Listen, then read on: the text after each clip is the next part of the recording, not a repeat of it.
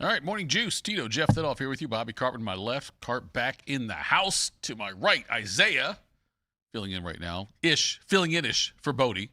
Good morning, Bob.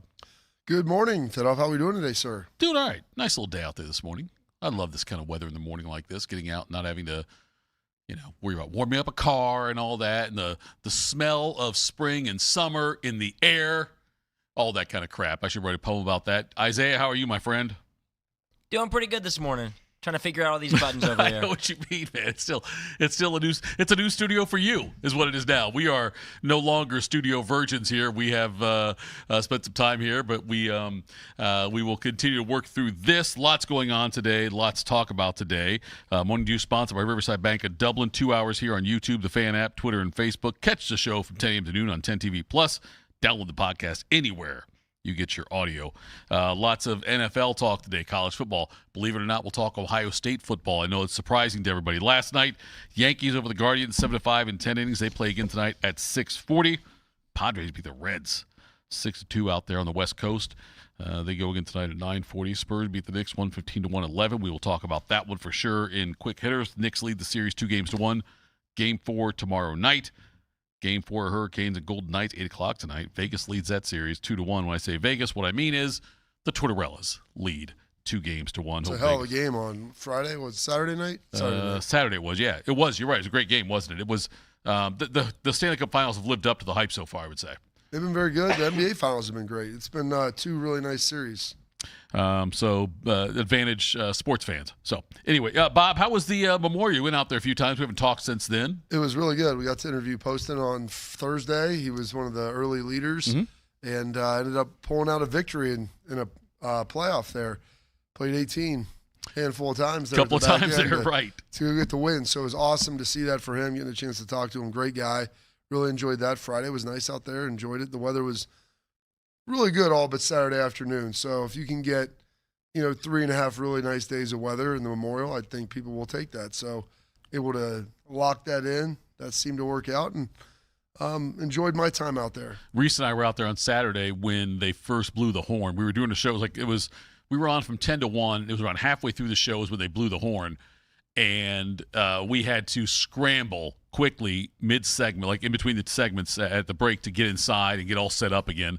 And that was fun to do, but not fun to do. But it was good that we were able to pull it off. But out there on Saturday, the first time they blew it, then the second time, I know they had more issues. Then I was gone by that point. But, yes, you're right. The weather, and they announced next year it is going to be back to where it normally is Memorial Day week.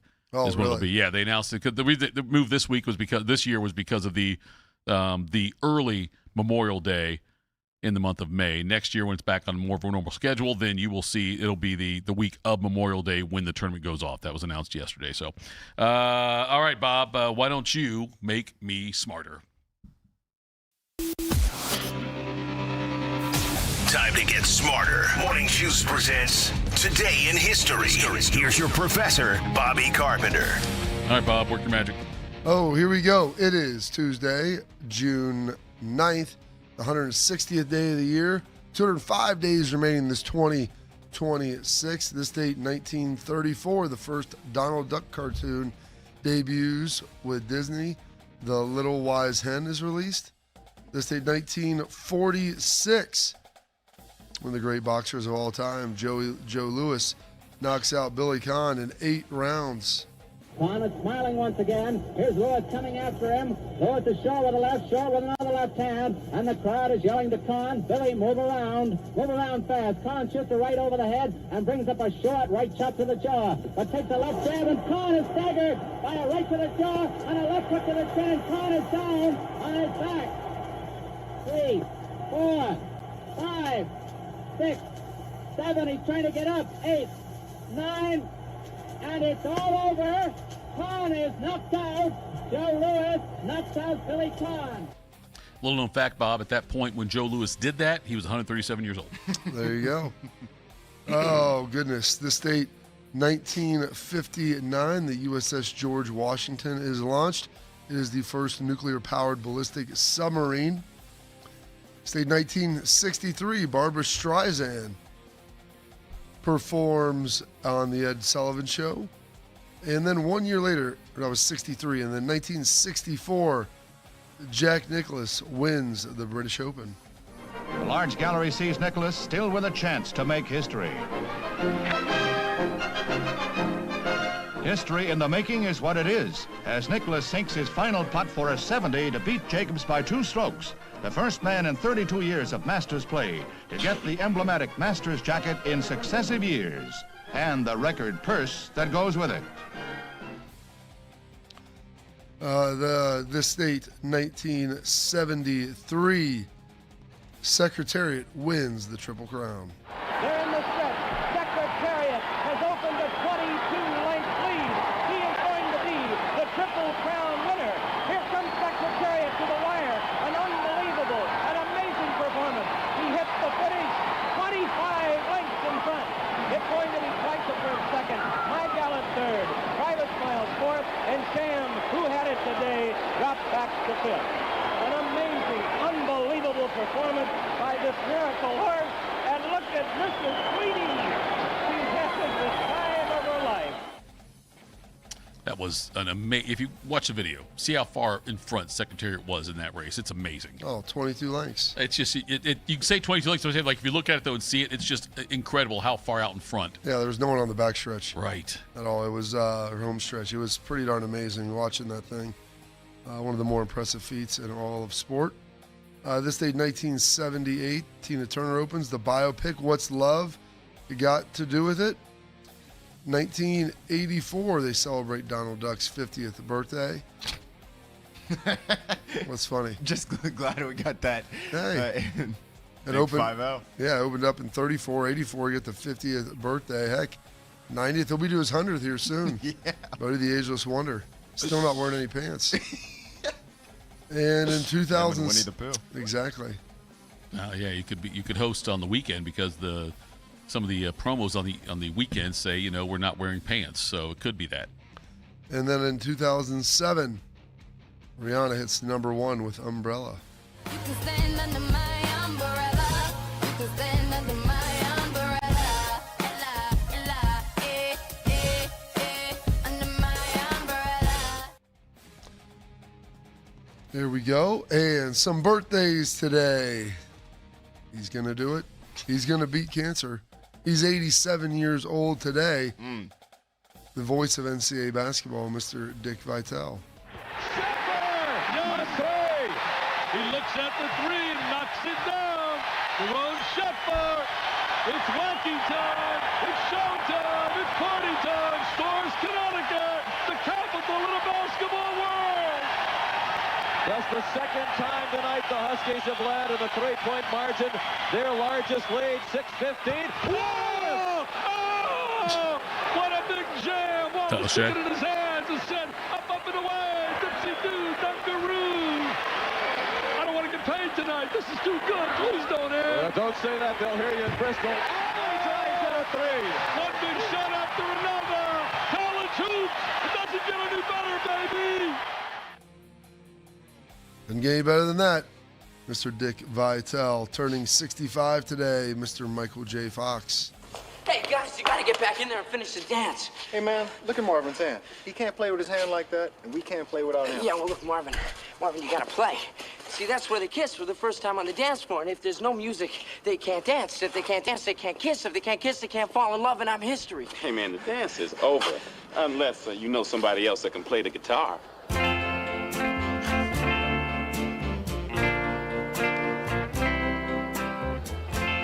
This is for all you lovers out there. Earth angel, earth angel. There was a time there were Was Michael that J. Michael Fox. J. Fox on the guitar? That was, yes, one of the biggest ones there, Bob. He was big back then when Family Ties, and that was coming out. He also did a musical, like a music movie, a rock music movie with Joan Jett, where they were in a band together. I don't know if you know that or not. I don't think it did well in the box office, but he was part of that. The only person I've ever seen do a Michael J. Fox impression was David Spade. I've not seen any other person, either comedian, do a Michael J. Fox. There we go. Oh, goodness. Born on this date in 73, turning 53 today, the 2-time All-Pro, 3-time Super Bowl champion, Mr. Teddy Bruschi. There were times in my mind I thought I was done. I had a stroke. I can't see. I can barely walk. You know, how am I going to be able to play football again? I want to be a part of this team now because I want to play with my teammates, the teammates that I won so many football games with before. It's just going to be an explosion of emotion that comes from the inside out. I'm looking forward to it, and I can't wait. Tonight, 8 months after a stroke that could have taken his life and nearly destroyed his career, Teddy Bruschi makes his comeback in front of a sellout crowd in Foxborough. There we go. Oh, and I skipped them. Excited to hear what you had to pull. Turning 63 today, Mr. Captain Jack Sparrow himself, Johnny Depp. When you marooned me on that godforsaken spit of land, you forgot one very important thing, mate. I'm Captain Jack Sparrow. You are without doubt the worst pirate I've ever heard of. But you have heard of me. And how will I get free of these bonds? You broke free of your bonds half an hour ago, waiting for the precise moment to pounce. Admit it, Jack. You still love me. If you had a sister and a dog, I'd choose the dog. Yeah. What a great line. If I was in a room with Toby, Hitler, and Bin Laden. And what, 2 bullets? Is that what the joke was? Or 3 bullets? Shoot Toby twice. Yeah. Turning 49 today, a 3-time NBA All-Star. Now his son, Final Four participant with Illinois, Mr. Peja Stojakovic. Stojakovic, extra pass. Beret is in the game now. Back out Stojakovic, puts it up, puts it in. Stojakovic missed a bunch of three-pointers, wide open ones. In the first half, he was 0 for 3, and he brings Dallas within 3. Nowitzki across the lane. Stojakovic, bang! 3-point game. Gasol the rebound. Bryant fires up the 3. Terry gets it, and the Dallas Mavericks stun the Lakers and take a 3-0 lead. I forgot he was on that Mavericks team that ended up winning it. Yeah, didn't always play a ton in the finals as Yeah. I was looking through the numbers, but was a rotational player on a... He was older at that point. Yeah, He'd been for playing sure. For a minute. Yeah. Those Kings teams, when you had Stojakovic, Turkoglu, Mike Bibby, Weber, and Divac, were so much fun to watch. Got screwed that one year when the refs took the game away from them against the Lakers, but they were a very entertaining team to watch. I don't know. Shaq said Sacramento will never be the capital of California. That's true. That's true. Pretty Fair. famous line there. Cincinnati native UNC alum Heather Mitz played for the U.S. Women's National Sounds Team for a attractive. number of Sounds- years. Oh, Heather's super cute. She married A.J. Feely, who I played with. I'll say and- name Heather, though, feels marriable. Yeah, well, that's true. It's funny. I was playing with her husband, and she was doing like some sideline stuff with ESPN. She goes, "Oh yeah, I sat down and had a meeting with like you and AJ production meeting." And I looked at her. I was like, "Please tell me we were appropriate." She goes, "Oh, you guys were great." I'm like, "I have no idea." And she said, "I was like this. I have no idea what we could have said." Where's this going to go? Exactly. Who knows? You're idiots in college. And then turning 45 today, the Star Wars queen, Miss Natalie Portman. The Jedi turned against me. Don't you turn against me? I don't know you anymore. Anakin, you're breaking my heart. You're going down a path I can't follow. Because of Obi-Wan. Because of what you've done. What you plan to do. Stop. Stop now. Come back. I love you. Liar! No. You're with him! You brought him here to kill me! No. Let her go, Anakin. Let her go. Pretty good scene right there. Yeah, poor choice by Anakin. Not gonna lie to you. Looking back, Poor choice by Anakin. lost his legs, put on a black costume, became the dark side. More machine now than man. Yes, I was Twisted telling you, it was and evil. one of those. You can take a fork in the road there. Went the wrong way. Some would say pick it up. That's true. Some holidays and observances today. We have Donald Duck Day. How about that? Is that 3 Donald Duck mentions in this today? It really is. That'll be the most we probably get. National Earl Day. All those folks out there named Earl. Ooh. Do you know any Earls?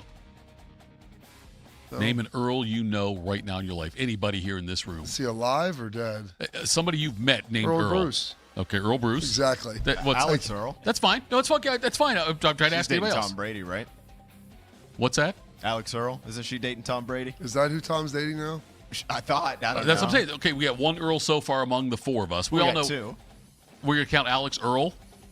We're going to go last names named Earl, too. We could do Earl Thomas.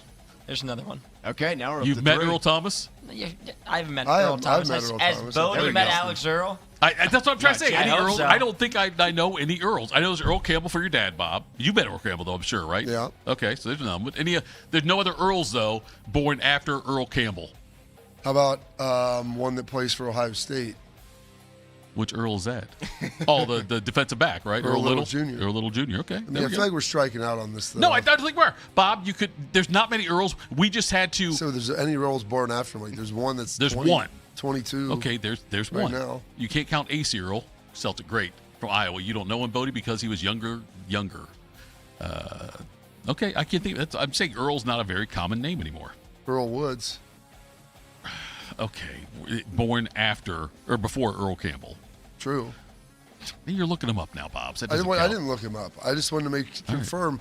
She's like, there's no young Earl. I'm like, I'm pretty sure Earl Little. That's and his dad. I mean, you can put both of them in there, senior and junior, there. And it's Call Your Doctor Day, which is always the second day in June. And those are your historical events, your birthdays, your passings, your holidays, observances for this date, Tuesday, June 9th, the 160th day of the year, 205 days remaining this 2026. You meant the second Tuesday in June? Yeah. Okay, all right. You said second day in June. I wasn't sure. I was thinking, wait, did I miss something? No, call your doctor. I got to make sure I didn't forget to call my doctor today then. Coming up next, the NCAA.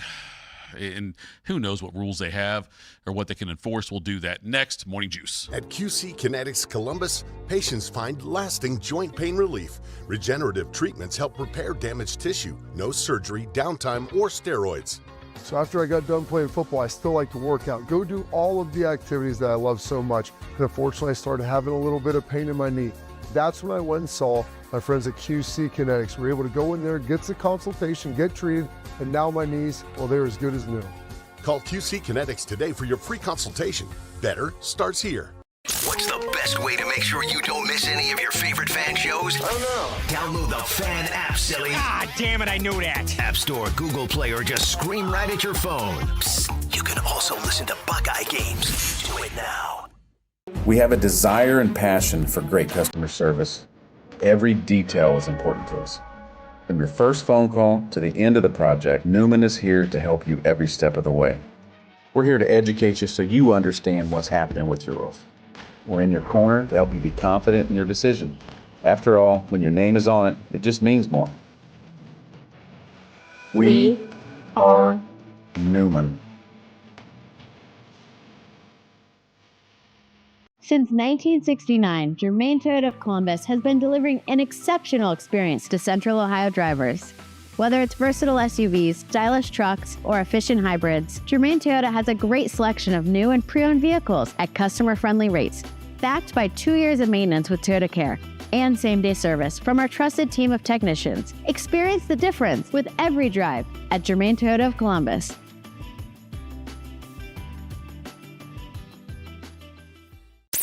In the old days when people lived to be 40, you only had one option for listening to your favorite show.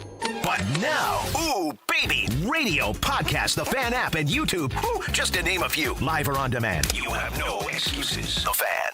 I'm Jeff Hogan. I've been a journalist at 10 TV for more than 20 years. I don't just report about our community, I belong to it. And that's why we care so deeply about getting it right.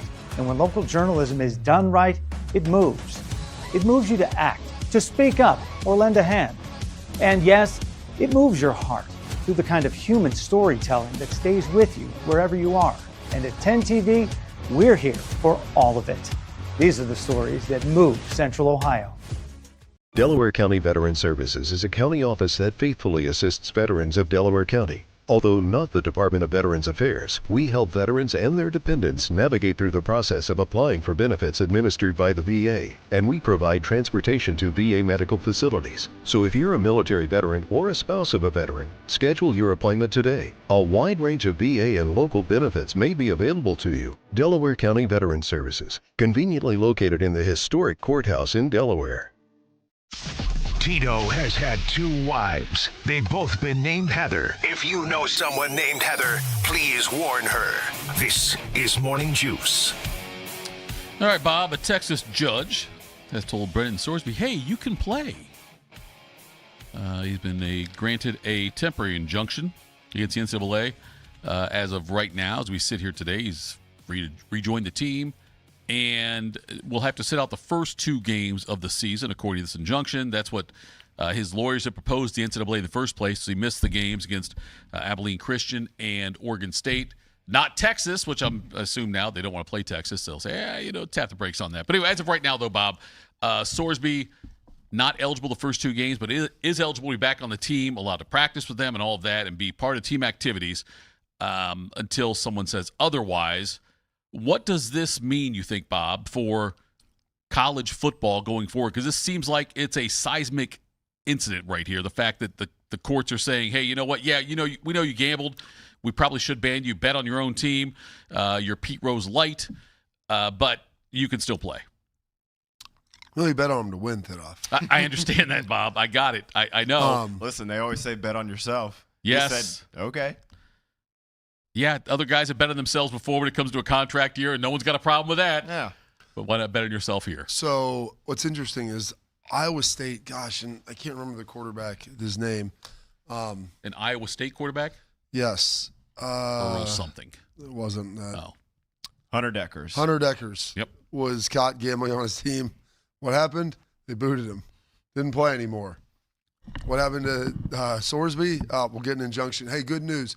National Championship's the 27th. The court date's set for like February 6th. So just at the nick of time. They should have just put it on the 28th. Yeah, next day. Or maybe that evening. Yeah. So, we're going to have a special session at midnight tonight. Yeah. But, I mean, this is the reality. Like, there's coaches coming out like, well, we're just going to teach our guys how to bet on our games, cover some spreads, not cover others. And it's sarcasm, but there's a reality to this where, I mean, yeah, is it going to be more entertaining watching Texas Tech with Brendon Sorsby than without?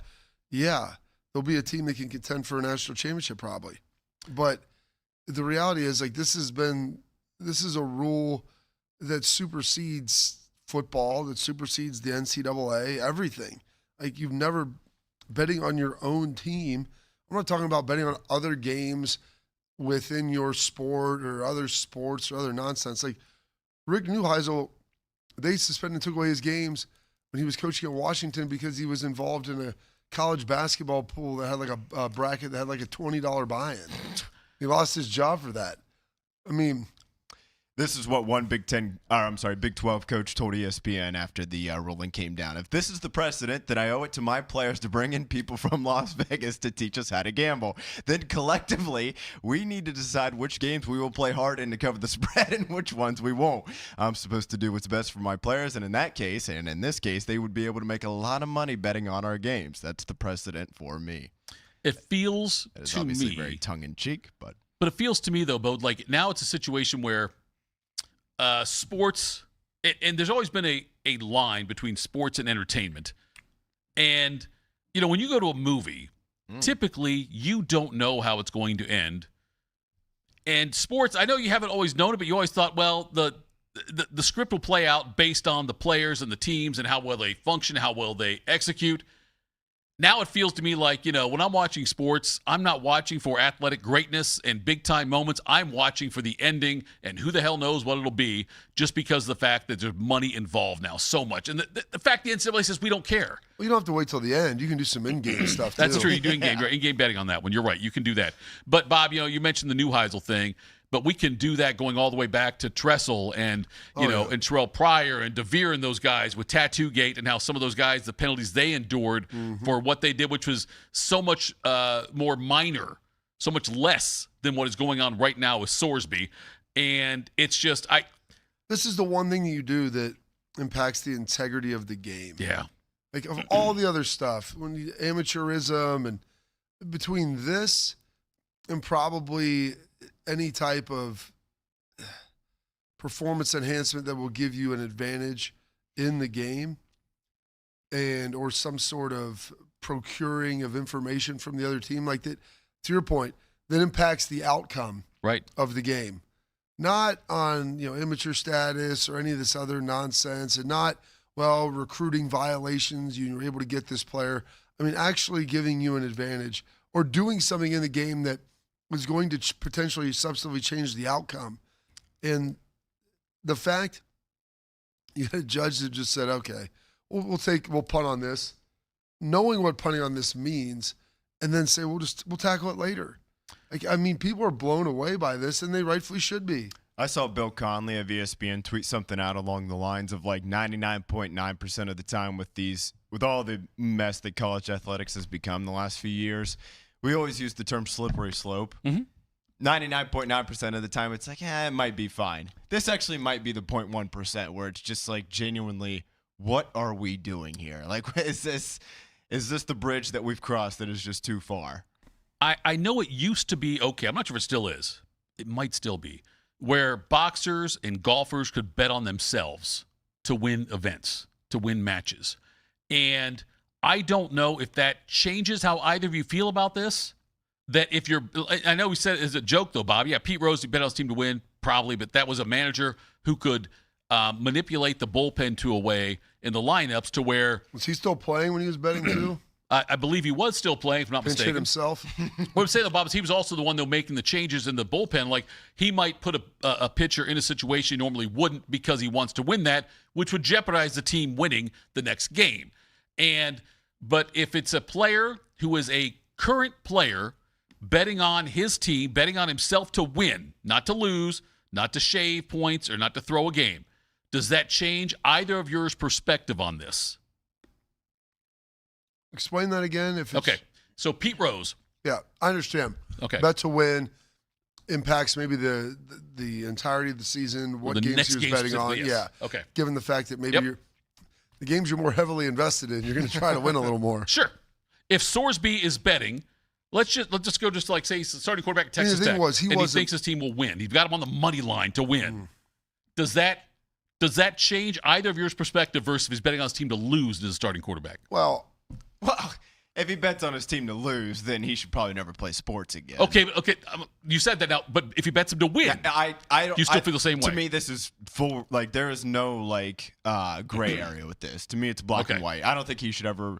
Well, I don't think he should play college football again. Right. The thing that surprises me most with this ruling is and I guess it was the NCAA who did it, but college football could have just washed their hands of this guy this fall and just said, you can go to the NFL and let Roger Goodell and them figure it out. Right. Now we'll see what happens, I guess. And but no, I don't think, because to me, once that's step one of that slippery slope.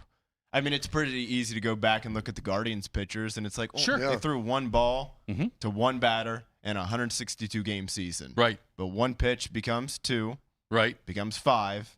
Becomes an inning. Like, it's just like, to me, I just don't think there's any gray area with this. I think it's pretty black and white.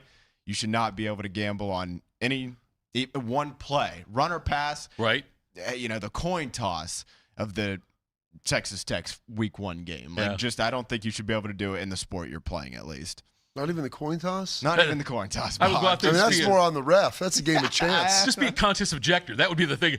Heads or tails? Nope. Yeah. I'm not going to do it. Isaiah, what do you think? If it's a game where you are betting on your team to win, yourself to win, does that change at all your perspective on this? I'm in the same boat as Bodie. I think it's like the number one no-no rule that you cannot break. And there's so many people that are involved inside of the sports department that aren't allowed to bet, let alone the players. It's not just the players. Obviously it's the coaches, it's the sports information people as well. It's the entire staff isn't allowed to sports gamble. So if you're a starting quarterback is doing it, it's just an easy boot him to the side. I'm in shock that they're letting him play. And it's the one thing too that actually affects the play on the field. Like, if he had gotten a bunch of speeding tickets, right, at least then we could have an argument of, like, okay, how many games should he be suspended if he's going 140 miles per hour in a 70? But in this case, it's just like, no, he's done. You mentioned the speeding tickets. I think that when he takes his team photo for this year's website, Bob, they should do 2 photos, one from the front, one from the side when it comes to Sorsby. But Bob, the fact that Bodie said up front, like, when it first said that, if you bet your team to lose, absolutely you should be gone.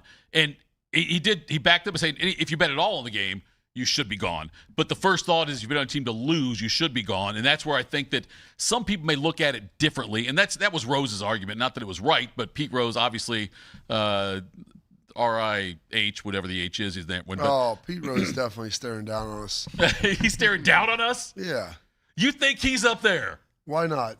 Okay, maybe he is. I'm just saying the fact you said it so definitively is the part and that's a podcast discussion there where Pete Rose actually is. There was a lot of contrition in Pete Rose late in his life. Was there? Yeah. At least the stuff that I heard. Yeah, I guess.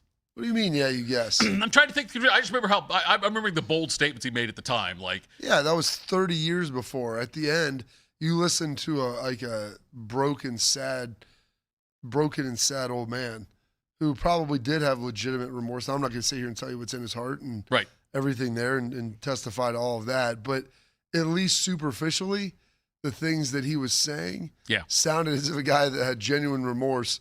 Probably not at the time, and he was a little defiant at the time.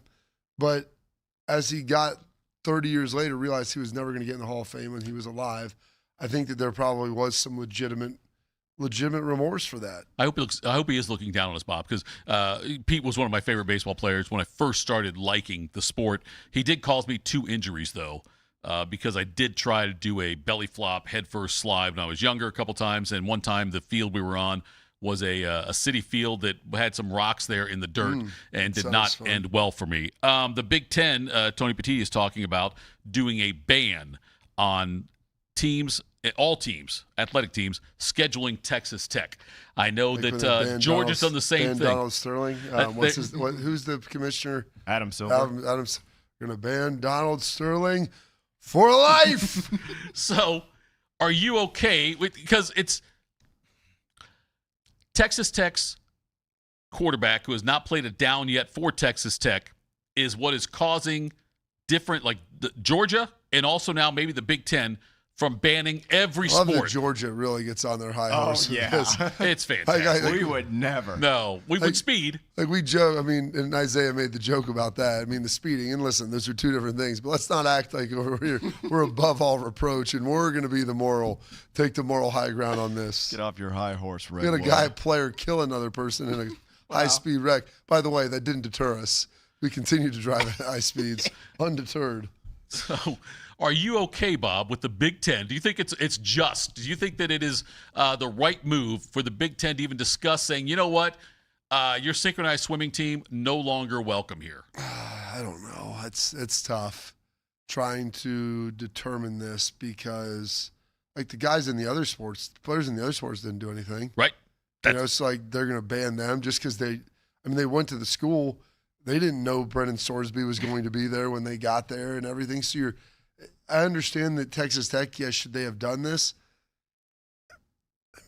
They're doing the best they can for their school. And did you see Cody Campbell's statement? Oh, yeah, he's like, I don't think it's right, but we're doing rules are broken, but we're going to play by the broken rules. I loved how he's like, I'm trying to fix this. Just maybe like 6 months from now, though, we'll get this sucker fixed. You're just like, he's been one of the most prominent people involved in all the Protect College Sports Act. And yet, though, he's like, but if we wanted to not pass that Congress bill until, would you say February, whatever was the next injunction hearing First on this week whole of February, thing? right, yeah. And that's the part that's, as people are listening, and the majority of the people listen to us, I would think, other than say Steve Kerr, maybe a couple others, are Ohio State fans. And if this, I'm not saying somebody gambling, I'm not saying Julian Saints gambling, something like that. But if something happens though, where there's a player involved or a coach involved in something that would be a violation of what we loosely determine as NCAA rules, and Ohio State could find a loophole.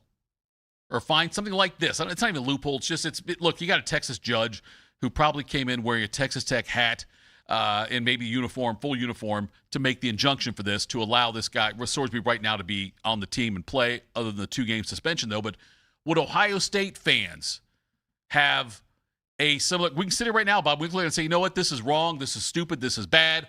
And Ohio State fans could do the same thing. Oh, my God, I can't believe he's able to play. But if it affected Jeremiah Smith, would Ohio State fans have the same kind of holier-than-thou reaction to it, you think? Probably. I mean, it's always – no, maybe not all of them. Right. But when it's your issue, like with your team, like you're willing to do anything, go to the ends of the earth. And I know that there's a lot of people that – even going back to the Tressel situation and, the inability for that 2012 team to play in a bowl game and all that. I mean, people were furious about that and like, screw the NCAA. They're always out for us and everything else. So I would imagine that people will have that same. They probably have that similar response here. In fairness, though, again, that's just the tattoo stuff had nothing to do with on the field. Yeah, right. So it did. You're right. I think honestly, I think in that situation, I think social media would paint a picture that most fans would be like, yeah, screw the NCAA. We're going to, get this injunction and play the player. But probably the reality of most of the people who aren't social media, because that's not real life, probably have more of a rational take to it. Yeah. Speaking of the Big Ten and Georgia saying maybe they won't play Texas Tech, you guys think there's any shot that the college football playoff comes out and gets involved in this and says, hey, because they're their own entity, right? Like it's their own, the media rights are owned by ESPN, but they are their own. This isn't even like March Madness, which is owned. Heck, actually, the NCAA maybe would be better off if this was a March Madness situation, maybe, right? Because they could just say, well, they're just not eligible for postseason play. He can play if he wants. Like, you guys can play him. If he plays, If he plays, what if he plays, Bob? Can he bet anymore? But is there any chance the CFP steps in? It's like, look, he can play, but every game that he plays in, if he takes one snap, we're not going to count that game, or we're going to hold it against you or something. I would think that everyone involved in any kind of decision-making with this is scared of litigation. And even though, yes, the CFP could say that, and I don't know what the bounce back would be, what Sorsby and his attorneys could do. I mean, you could just instruct the committee not to vote, not to weigh them in. Like that's like I don't think his attorneys could do anything at that point. Well, I don't know. Say they're being discriminated against or different things. Like have fun getting. Good luck with that. Yeah, like that's a whole nother issue that you'd have. I just didn't know if there was if anybody's afraid, you know what, if they're going to point fingers at, no wait, this guy said it was okay, we're washed, we can't do anything about it. If the judge in Texas said, hey, he's eligible, so as far as we're concerned, he's eligible. I think that's what they would do and will do if this ultimately happens. I think they'll just say all we're evaluating is the play on the field. Yeah. Excuse me. And we're going to stick with that because that's kind of the simplest solution. We don't want to get involved, and I don't blame them. Because it's very subjective, so it's hard to judge that. But it was just, like I said, a thought as far because Tony Petitti can put it out there, and he can get together with what would it be, the presidents and ADs, I guess, and they can decide to not play Texas Tech anymore, and the Big Ten can do that as a conference. And I don't think the CFP would do it, but they could. Let's go around the room then. Bodie, do you think that in week 3, Sorsby is playing quarterback for Texas Tech? I kind of still lead towards no. All right. Isaiah? I also think he's not going to play. Bob? I had said I didn't think he'd ever play again, but after this ruling, I'm going to say yes because it'll be interesting to see how they try to walk this back if they can. I think he will also, Bob. I think that at some point, I think that this will end up being that way. They'll push it out, like you said, and after the college football season ends, they'll say, oh, you know what? You shouldn't have been eligible. Whatever, know. And I will say, I don't think he'll ever be ruled ineligible, by a judge or the NCAA. Right. I think I'm leaning towards not playing because I think somebody, whether it's probably not Texas Tech, but maybe the school, maybe Brett Yormark in the conference, somebody with enough power will step up and say, we're not going to play you guys, we can't have this, and that'll kind of be not like an official ruling, like him being actually ineligible. Behind the scenes, though. But enough backlash will kind of happen to where somebody with enough power will kind of get this thing over the finish line that would not let him play. I think the best thing for college football would be if he tears his ACL. Okay, well, No, okay. I mean, okay, no, seriously though. If he's injured now for the season, how about he gets hit by a car? I'm not saying no, I'm not going extreme. Tearing Achilles while he's dancing at a wedding. I'm not saying I'm rooting for it, but wouldn't that be the best possible outcome here? I would say more so the best possible outcome would be all the other schools in the conference saying this is total BS, and Brett Yormark saying you're right. What they did is wrong. We cannot have this. Right. He's not eligible to play this year. I think he wins it all, Tito. Texas Tech wins it all. That's the best outcome. I think college football right now is on the phone with Tanya Harding. Said, hey, do you know anybody? Because we could use a pipe to the knee on somebody if you don't mind doing that for us. Coming up next, Quick Hitters, Morning Juice. I'm Meredith Garfalo, meteorologist at 10 TV News This Morning, and I'm an Ohio girl. I love golf, aerospace, and all things Ohio sports. For nearly 20 years, I've studied the patterns that shape our days, from winter wonders on the south side to dangerous storms along the I-71 corridor. When the weather changes, you'll be the first to know, because you need a forecast that moves as fast as you do. Make the move to 10 TV News This Morning, weekdays from 5 to 9, anywhere you watch. Do you need a bank that truly values local business in this town and the opportunity to work right alongside them as partners? Whether you're a small business or a large operation, Riverside Bank of Dublin has the right tools for the job. Riverside Bank of Dublin has the experience of working right here in Central Ohio. They understand the business climate in our area, and they're going to help you reach your goals. So whether you need an SBA loan to get your business off the ground, a line of credit to keep your business running smoothly, or equipment financing to get your business up to scale, Riverside Bank will tailor a solution that fits your needs. Visit them at riverside.bank or stop in to get to know them in person at 6300 France Road. Riverside Bank of Dublin, member FDIC, equal housing lender. When you think of brands that are customer focused, one thing they all have in common is that their values and commitment to quality have been passed from one generation to the next. With 3 generations in the roofing industry, our family has built a reputation on honesty, transparency, and consistency. Our commitment to the customer will show through all of our team members as they make sure that every customer is completely satisfied. When it comes to your roofing needs, work with a company built around family. Call Newman Roofing today. Delaware County Veteran Services is a county office that faithfully assists veterans of Delaware County. Although not the Department of Veterans Affairs, we help veterans and their dependents navigate through the process of applying for benefits administered by the VA, and we provide transportation to VA medical facilities. So if you're a military veteran or a spouse of a veteran, schedule your appointment today. A wide range of VA and local benefits may be available to you. Delaware County Veteran Services, conveniently located in the historic courthouse in Delaware. What's up, Reese? Hey, Bo. Didn't we do a 5K fun run last year? Yeah, I think we did. Do you want to do it again this year? Sure. All right. Registration for the Fan 5K is now open. Join your favorite personalities June 20th at Otterbein University. The Fan 5K features a medal, t-shirt, free race photos, and a post-race party. Get your spot today at 971therace.com. At QC Kinetics Columbus, patients find lasting joint pain relief. Regenerative treatments help repair damaged tissue. No surgery, downtime, or steroids. Knee pain's something I lived with since the big game, and I'm over surgeries. That's how I found QC Kinetics. I was able to get in, see the doctors, do the treatment, and get my knee feeling basically brand new. I can work out, run, most importantly, chase my son around the house and the yard, and do my job without any pain. Call QC Kinetics today for your free consultation. Better starts here. Attack and dominate. You're locked into Morning Juice. Sponsored by Riverside Bank of Dublin. Here's Bobby and Tito.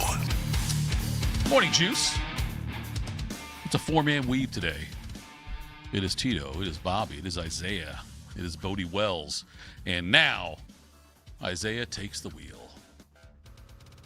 Morning Juice presents Quick Hitters. All right, fellas, happy Tuesday. Victor Wembanyama led the way, scoring 32 points, along with grabbing 8 rebounds and 6 assists. Stephon Castle and De'Aaron Fox hit a pair of clutch jumpers in the last 2 minutes. And the Spurs played spoiler last night, knocking off the Knicks 115-111 in the first NBA Finals game at the Garden this century. With his 32-point effort, Wembanyama tied Timmy Duncan, Old Man Riverwalk, as the only players in franchise history to score 25 or more points in 3 straight Finals games. Pretty impressive for Wembanyama to do that in his first 3 final games. And how about this? San Antonio's win in Game 3 last night marked only the second time in NBA Finals history that the road team emerged victorious in the first 3 games of the series. So down 2-0, facing elimination at the Garden last night, Tito, it was a who's who party. you got to give credit to the young Spurs, man. They stepped up to the cause and at least made this series interesting. Wembanyama, third youngest player to score 30 points in an NBA Finals game. I think Alvin Adams is ahead of him, and there was somebody else. I forget who the second one was, but Alvin Adams, I think, is the youngest, if I'm not mistaken, though. But huge game for Wembanyama and the Spurs. Who's Alvin Adams? Alvin Adams, he played for the Phoenix Suns, A-L-V-A-N, a weird Alvin spelling, but it's A-L-V-A-N, played for the Suns. I want to say it might have been, was it Bodie? You're looking it up, but was it back in the 70s against the Celtics? Is that what it was? Alvin Adams. Let's see here. He played with Phoenix from 75 until 88. So, yeah, he would have been in that 75, when the Celtics played the Suns. Celtics played the Suns, and he might have been the youngest one, I believe, to score 30 in an NBA Finals series. 33 in Game 3. Yes. I can't remember the second one was, but hell, it could have been LeBron for all I know. I don't think LeBron was that young. Anyway, nonetheless, though, a huge win for the Spurs. Keeps the series going now. A 3-0 would have been like, okay, this is over now. At least 2-1. The Spurs, look, if they can... If they win again, they get home court back. Yes, which is huge if they can get that going there and go back to San Antonio, which I hope they had. I'd love to see a 7-game series out of this. But, yeah, big game for Wembanyama. A big time to step up after the way that he kind of pitted on himself, though, Bob. He gave himself the blame for the loss in the last game when he threw it away there near the end. So, nice win for him. Nice win for the Spurs. Let's get to 7 games. What's crazy is last night was the first time watching this series that, like, heading into half, I felt like the Knicks were going to win. I shut it off at halftime. I was shocked that the Spurs won because they got out to another double-digit lead. They have got off to a 10 to 12-point lead in like the late first quarter, early second quarter of all these games, and New York had all the momentum heading into halftime there, Bob, as you were mentioning. And that's crazy. So, like, I turned it off like middle of the third, end of the third, and I'm like to your point, I woke up, I'm like, oh, it's going to be 3-0. This series is going to be cashed.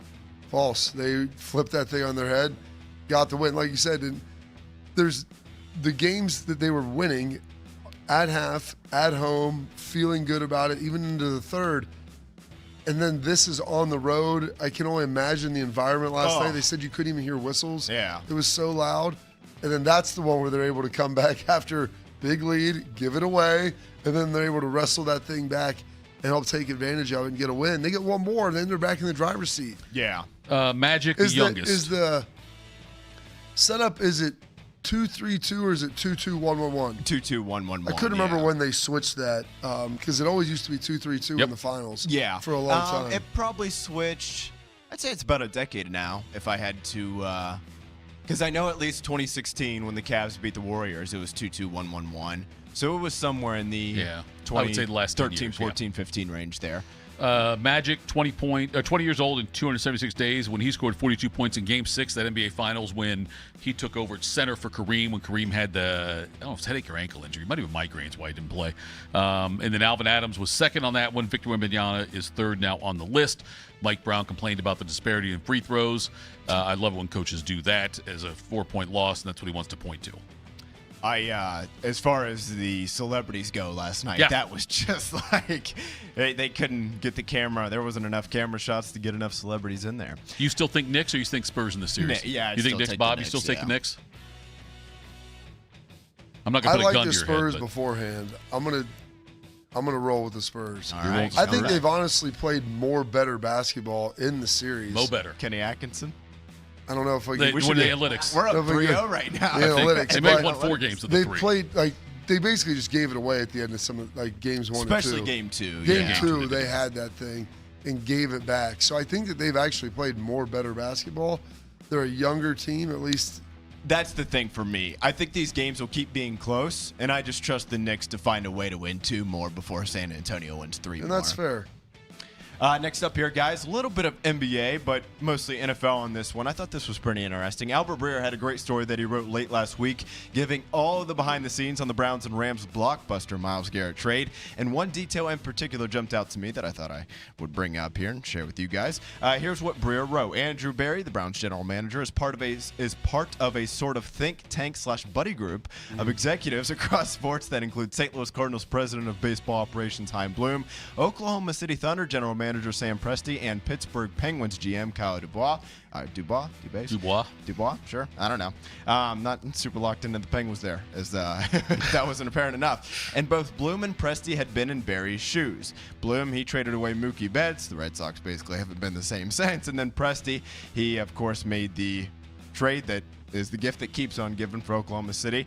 And Presti, in talking with Barry, affirmed Barry's resolve to prioritize getting a player and not just picks when he traded Myles Garrett. As Presti talked him through the Paul George trade of 2019, most folks on the outside focused on the 4 first-round picks and 2 additional first-round pick swaps that Presti landed in the deal for OKC. But in reality, OKC viewed Shai Gilgeous-Alexander, a player that they were higher on than most, as the key in the trade.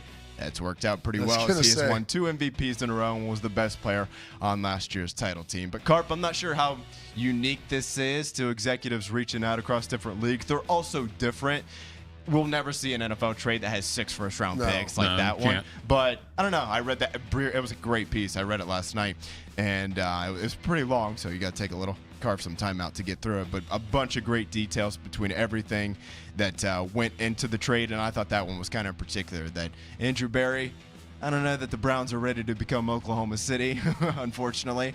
But just kind of Barry, he's checking all his boxes, man, trying to get the best Myles Garrett trade that he could. I think that's good. Reaching across, I mean, the structure of caps and how trades can be built, dollars going back and forth, like all those things are different. But like the inherent process of what you're looking for and how you're building teams, even though the sports are different and certain players can have better value positionally and different things, and maybe in baseball and basketball it's going to be different than in football, and it's harder to maybe judge in isolation some of that stuff.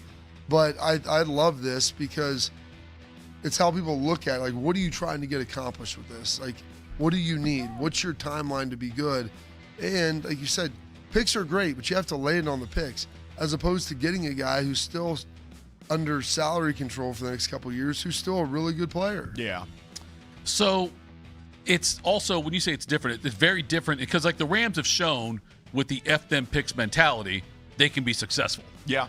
You don't see that in basketball where someone says, usually F them picks ends up working against you with the SGA trade. I mean, the Knicks are up 2-1 right now, and they gave away a bunch with Bridges, But I would say, I do think I think right, by and large, so I believe often it's than not, I'd say it's been a miss. But the fact that, look, you're trading a franchise icon, though. You are trading, this is, I'm trying to think of the basketball equivalent of something like this, though, might be.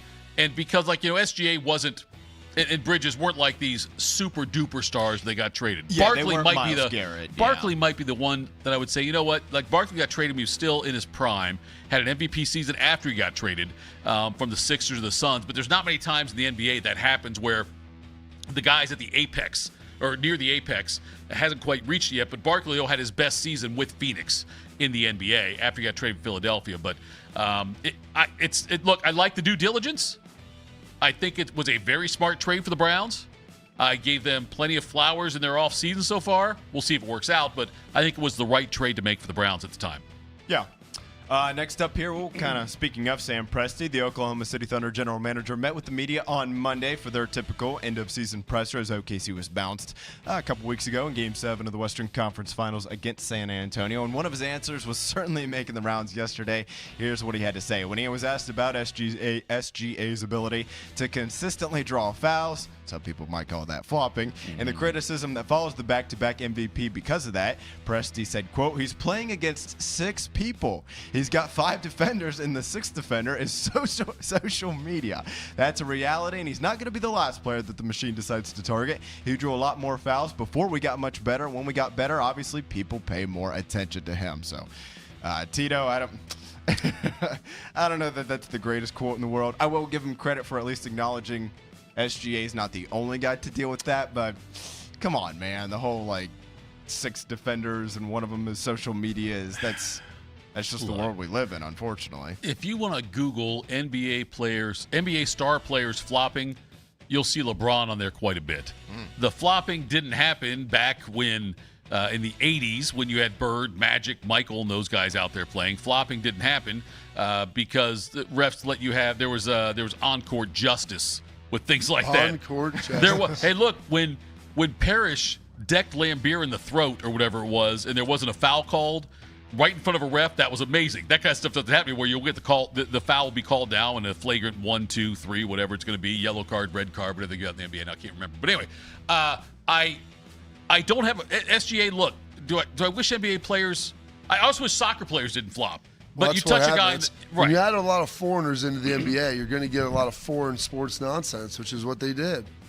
I'm not going to go that deep. Well, tell me, okay. No, I'm just saying. Go take a look. I'm not saying you're wrong. wrong. Watch when it started changing. No, I'm not saying you're wrong. I'm just saying that I'm not going to go. But you're saying I might be right. You know what I am? I'm indifferent. That's what I'm going to say. But yes, you're right. Yeah, you're right. Foreigners. I feel weird saying that name out there. It's their fault. But nonetheless, SGA, yes. Who I guess. doesn't like Foreigner? Right. I love the band. Oh, don't yeah. necessarily. I love some players. I just don't like. It's a good way to. Watching international soccer makes. Standing in the rain. Oh my gosh! Sometimes with his head hung low. It really, it's good. I see what Jukebox Hero was there, Bob. Your favorite ticket. Okay, your favorite Foreigner song, Bob. I mean, Jukebox Hero is pretty good. It's pretty. The way it builds. Oh.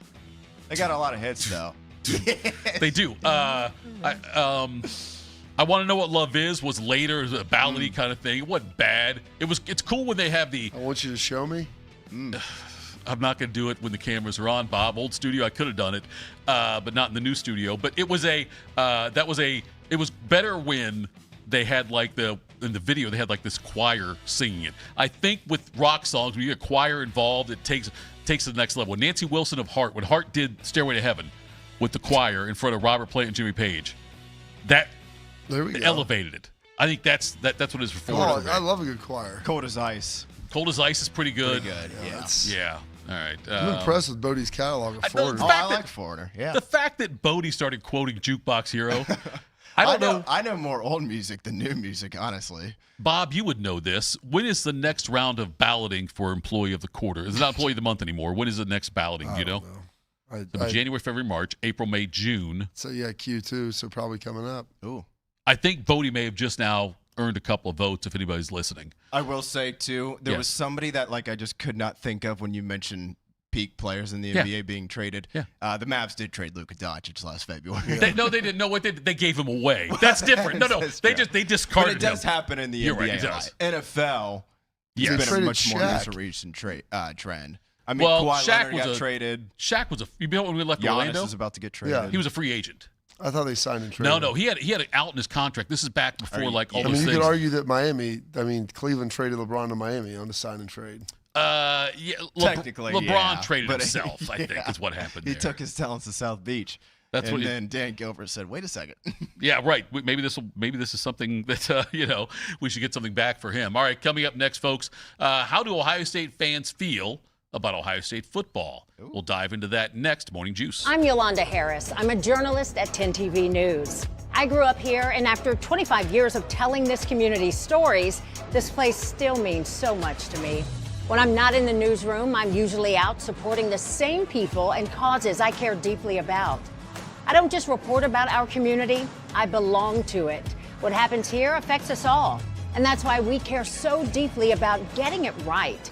And when local journalism is done right, it doesn't sit still. It moves. It moves you to act, to verify, to volunteer, to speak up, or lend a hand. It moves your mind by challenging assumptions and offering new perspectives. It moves you forward by giving you the information to make decisions and thrive where you live. And yes, it moves your heart through the kind of human storytelling that stays with you wherever you are. And at 10 TV, we're here for all of it. These are the stories that move Central Ohio.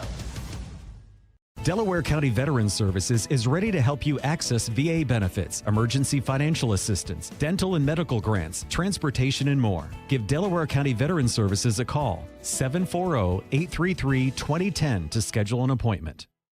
At QC Kinetics Columbus, patients find lasting joint pain relief. Hi, I'm Bobby Carpenter. And I'm Jake Ballard. And we are both QC Kinetics believers. We are both pain-free in the knees. Call QC Kinetics today for your free consultation. We have a desire and passion for great customer service. Every detail is important to us. From your first phone call to the end of the project, Newman is here to help you every step of the way. We're here to educate you so you understand what's happening with your roof. We're in your corner to help you be confident in your decision. After all, when your name is on it, it just means more.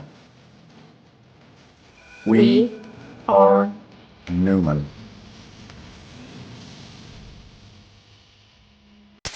In the old days when people lived to be 40, you only had one option for listening to your favorite show. But now, Ooh Baby Radio Podcast, the Fan app, and YouTube, just to name a few, live or on demand. You have no excuses. The Fan. Since 1969, Germain Toyota of Columbus has been delivering an exceptional experience to Central Ohio drivers. Whether it's versatile SUVs, stylish trucks, or efficient hybrids, Germain Toyota has a great selection of new and pre-owned vehicles at customer-friendly rates, backed by 2 years of maintenance with Toyota Care and same-day service from our trusted team of technicians. Experience the difference with every drive at Germain Toyota of Columbus.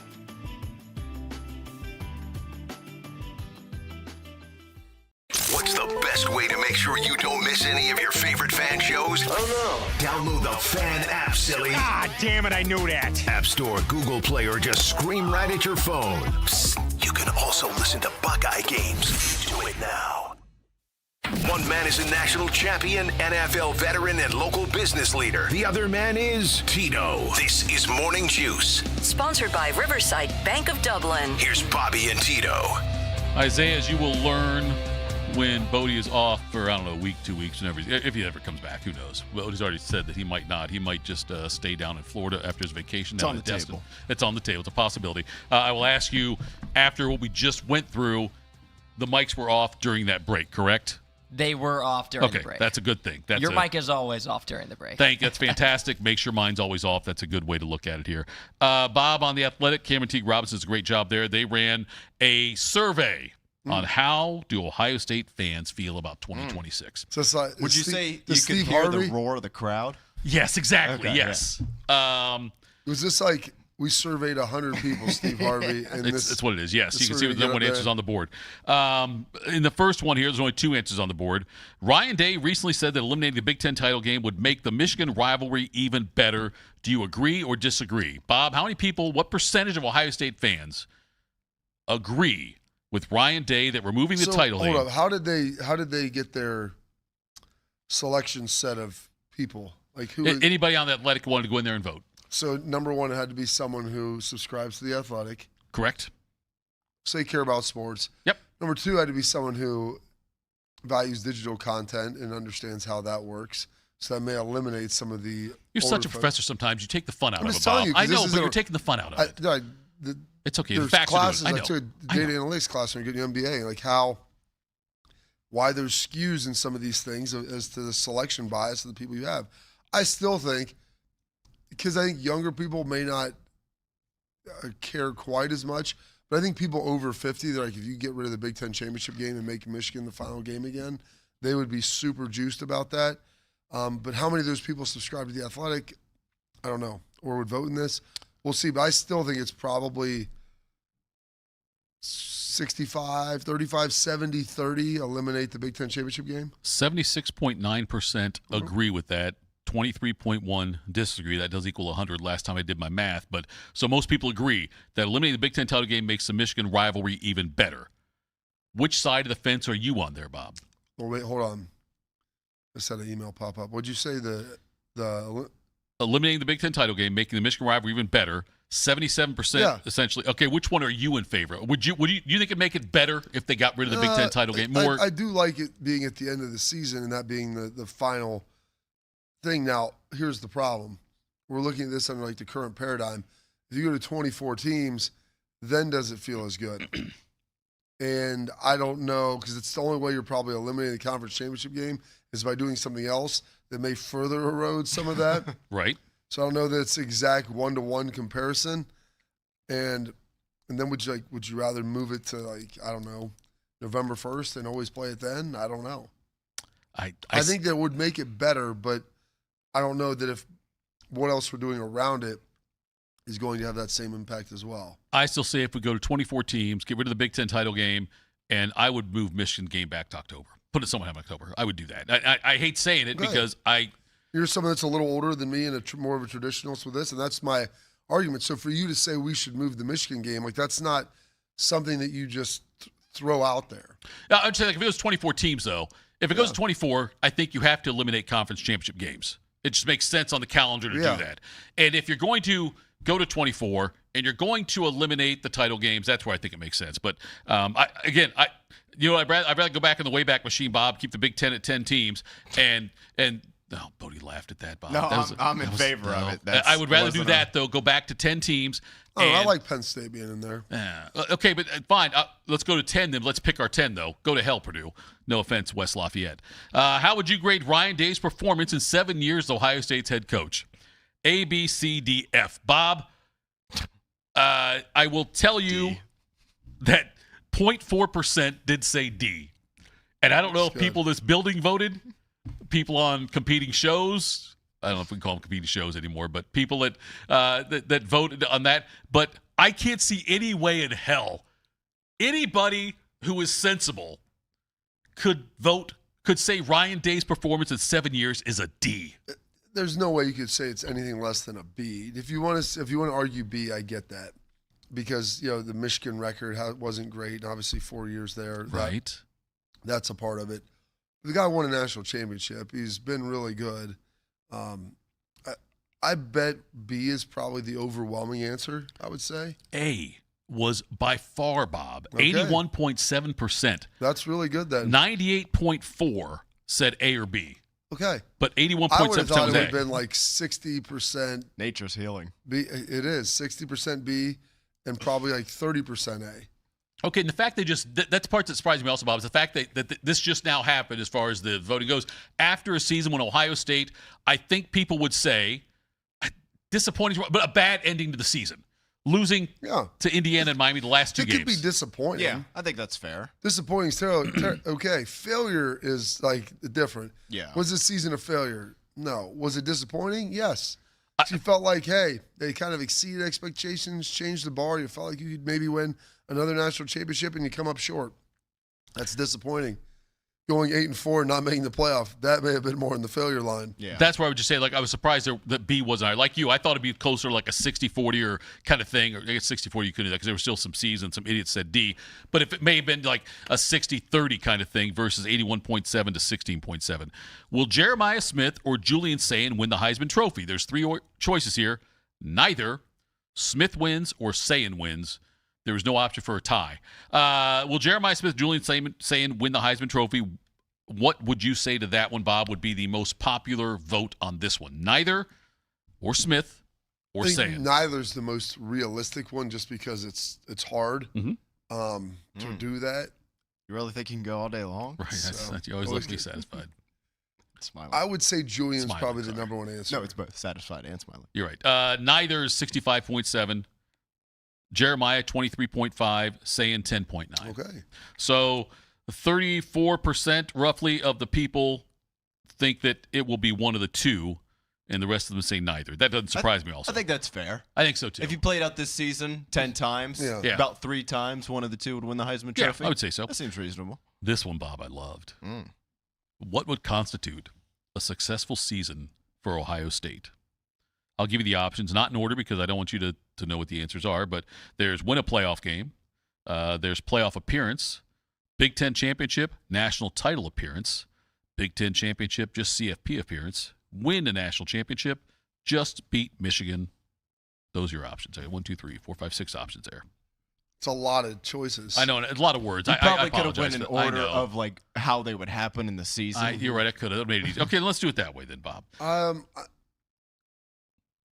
would say win a Big Ten, win the Big Ten make the national championship game? Win the Big Ten, make the national title game. I would say that's probably one of the top 2 or 3. Now, beat Michigan in there is probably one of them because it's the only one that encompasses that. I know. None of the other ones act like that's a possibility. 1-11, but we beat Michigan. Right. Yeah, exactly. Hey, that's a win. That's a great season right there. Let's extend day. The top answer was Big Ten championship, national title appearance. 34.3%. I would say that you would say that's a success. You puffed your chest out there, Bob. You don't because you're I got not, it. You're not one of the commoners. 6 options. There's no, I 6 know. options, and I win the national I didn't championship. say that's what my definition. Me judging people, knowing Ohio State fan base, right. being in this community my whole life, being a part of it seeing this, talking to people, I felt like most rationally minded. No, that's a big jump. But Fan fanatic. a lot of people look at that and say, okay, you win the Big Ten, you're playing for a national title, like we're right there. So that was 34.3%, making the appearance in the national title game, win the Big Ten championship. Second was win the national championship, 25.3%. Third, Big Ten championship CFP appearance, 21.5%. Now I've got 3 options left for you, Bob. Let's do this one. Out of these next 3, playoff appearance, win a playoff game, just beat Michigan. If I just beat Michigan, it's probably 4. Win a playoff game is 10.9%. Just beat Michigan, 7.3%. Playoff appearance, 0.8. Okay. 7.3% of these idiots Easy. said just beating Michigan would be a successful season. I'm honestly surprised that was under 10%. Yeah, I would agree with you. There were so many options.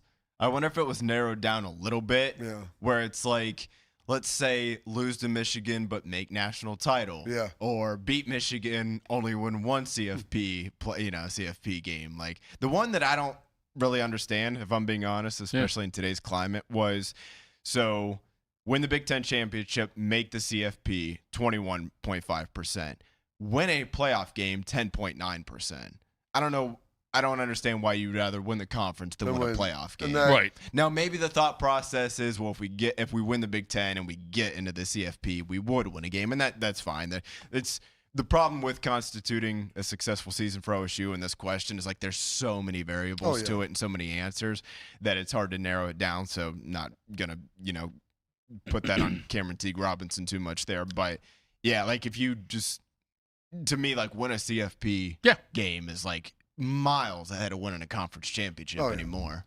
This next one, we'll just skim over this, Bob. I'll give you the numbers here. With 51 new players on the roster, which newcomer you're most excited to see? Number 1, Chris Henry Jr., 68.4%. Number 2, Little Jr., I'm not going to say his name, 13.4%. What are you most worried about regarding Ohio State this season, Bob?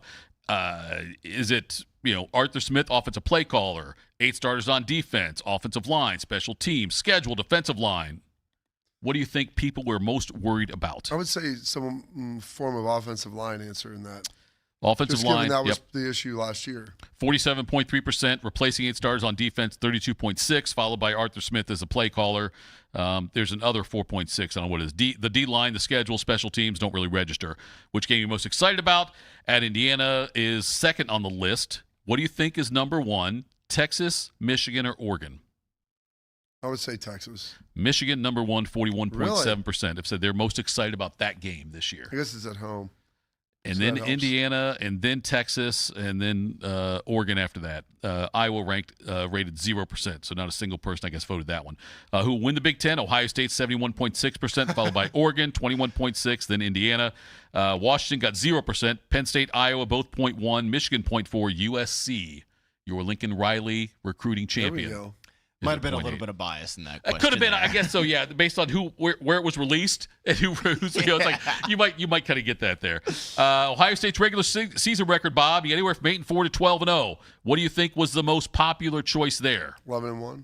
11-1 at 48.1%, then 10-2 at 38.1%, 9.6% for 12-0. I feel like this was a family feud. I'd definitely be winning. Oh, if you were in the fast money? Yeah, you would have done well, yeah. Will Ohio State win the national championship? Top 2 answers on the board. Yes, sir. I mean, that's so. Will they? Will they yes win or it? No. Death or exile? I mean, I would. Yeah, death by exile. Death by exile. Yes. I would probably say. If you think we're walking out on the that answer ice. is no, because that's what it probably should be. Just because one team wins it every year. It is no. Do you want to guess what the percentage of people said no? 60. 57.8. You're right there, Bob. 42.2% said yes. Somebody call Steve Harvey. Right. Okay, well, Bob, here you go. I'm just looking through this. How many people go on the show? Is it 5? 5 for each. Yeah. Okay. So either one of the kids or Courtney's getting cut, but yes, you're right. Yeah. The Carpenter family's going on. I don't think you would take Caleb. Oh yeah, because he's 10. He does 9. Well, I'm just saying some of the answers he would give, they'd have to bleep him out. You got the TikTok generation. Yes, that's fair. It'd be entertaining. All right, Bob, how about this one? What is your – I'll give you – there's 3 options here. Which is your favorite network to watch Ohio State games on TV? So it's Fox, NBC, and CBS. CBS, no Peacock option. There's no there. Peacock. I think Peacock NBC stream. could lump in with Peacock. Big Ten Network is not on here. I would say those are your three options: CBS, Fox, and NBC. I would probably say CBS. Amazingly, for all the complaining people do, it's Fox. Really? 53.2% said Fox, followed by CBS at 31.5, NBC 15.4. I was thinking that surprised me CBS also. is in the 3:30 window. Yes. They've historically always done college Nestler. football. Nestler. It seems bigger.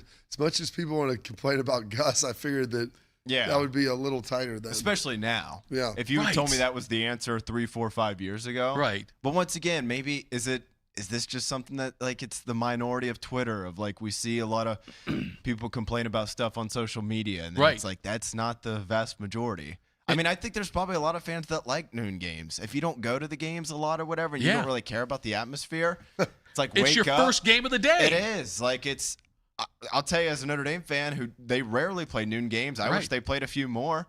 I like when the game's over at 3:30. Now, I respect Ohio State fans coming from the aspect of it'd be great if we didn't play every single big game, especially at home at noon. I totally That's why I said respect I don't that. mind some of them. Just I don't need Texas at noon. Yeah. So, but yeah, I would not have guessed that to be the kind of overwhelmingly top answer. I mean, it's not a huge gap between Fox and CBS, 53 to 31%, but it's a decent gap there. It is a decent gap there, I thought. And Bob, it would be. I wish that they would. I don't know if they ask you the question when you vote because I didn't vote on this stuff. But if they say like, "What's your age range?" I would think anybody over 70, maybe over 65. I got to be careful. I'm getting close to those numbers now. Anyone who is like 65 and over. Just hope to see them. The number I won't be there, Bob, for 65. We've already established that. But I think that the overwhelming answer would be not streaming. You know what I mean? Like where I don't have to call my kid to say, "Hey, where's this game? What's your password?" Right. How do I get? Okay, now it's giving me two-factor. What is BTN authorization. again? I forget what that is. Do I have that on my cable system? I would wonder too if NBC was so low because it's still so new. Yeah. Could be, unless you're playing the night game or on Peacock. Yes. Which is definitely not going to get. Maybe that's why the NBC was so low. People's like, well, I don't mind Noah Eagle and Blackledge in the 7:30 kick. Yeah. But I'll be damned if I'm going to vote for them when they put the game on Peacock. Bob, are you in favor of expanding the CFP to 12 teams to 24? There's two options here. Stay at 12 or expand to 24. What do you think? 75% stay at 12. 85% said stay at 12, expand to 24, 15%. I don't know why. Should have said higher. Yeah. All right. There are a number of answers on this one, Bob, but I'll make it easy for you. What is your preferred college ball playoff size? There's going back to BCS all the way to 4. Oh, yeah. And like 4 and then more than 24 are all options on here. 2, and the other 4, one's it's 4, 8, 12, 16, 24. Yeah. More than 24, go back to BCS. I'm guessing 8 or 12 is probably the answer. 16 is the answer. Okay. Actually, I'm sorry. 12 is the answer. 16 second. You're right. There's 16. Almost 70% said 12 or 16. Okay. 12 was 36.1%. You were right there. 16 just it eliminates the buys. And Right. if you're going to give me like another game and that's at home, people are going to probably take that. And it's also, I know mathematically all these numbers are only actually 4 apart, but I think 16 is closest to 12 as far as like format and whatnot. If you went back to 8, then it would you'd really have to change the format. Here's the thing: if you're an Ohio State fan, anything probably 10 and over, you feel like you're getting it every year. Yeah. 8, there's still a possibility. Like you go 10-2, and you have a loss here or there, and But in a given year, yeah, like you could get bounced. Oh yeah, We're 10-2 for Ohio State with 12 or 16 teams. They're never going to be left out. And I think too, now that we've seen 12. I think a lot of people like home playoff games. Yeah. So you're like, well, I'd rather have a home playoff game or 2 at 16 teams than none at 8 teams. Okay, when this says go back to BCS, that just means 2 teams, right? Is what you're essentially voting for there, right? Because the BCS was never more than 2. Correct. 1.8% said go back to BCS. That's asinine. I mean, it just. Let me ask you this: in the BCS, how many times do you think that the best team didn't get a chance to play for it or win it? Not often. I would say not very often, Bob. And the only argument, I mean, the year they had Auburn went undefeated and didn't get a chance to play for it. Right. Maybe another year or 2 in there. We're like, well, there was a bunch of teams that lost late. But I mean, largely when you look at it, like, okay. I mean, if you play more games, maybe that team doesn't win it. But I don't think you look at it and say they were an undeserving champion. Well, and that goes back though, Bob, to what what do you want? Do you want the two best teams to always play, no matter what, for the championship, or do you want a tournament? Because the best team usually doesn't win the March Madness. The best team doesn't always win in the NFL. See Giants and Patriots when the Patriots undefeated were the better team by far. But the best team, though, does not always win, and that's where we're at now, I think. I think that there's the bigger the tournament, the less likelihood of you getting the truest champion. Yeah. The smaller the tournament, the less likely I think you get of maybe someone getting in who could have been a team that was the best that just had a bad loss. Because then you start getting into this subjectivity of like, well, I mean, they're 11-1, they're 11-1, they lost to them, they beat them by this much. So like that's why probably 12 to 16 is giving you that window. Like winning 4 games is like, okay. That's not crazy. It's not like you have to win 6 to get there. Maybe somewhere between that, but you're probably getting every team in there you feel like is worthy. Right. Probably like 8 to 12 is really the number that would probably do it. I'm not sure how many teams outside of the group of 5 schools, who we can all agree the last 2 years had no I'm shot. done with them, yes. And the 12-team format, I'm not sure how many of the Power 4 schools didn't have a shot to at least win a game or two. Yeah. I mean, honestly, like even if you go back to a couple years ago when Ohio State blasted Oregon, right?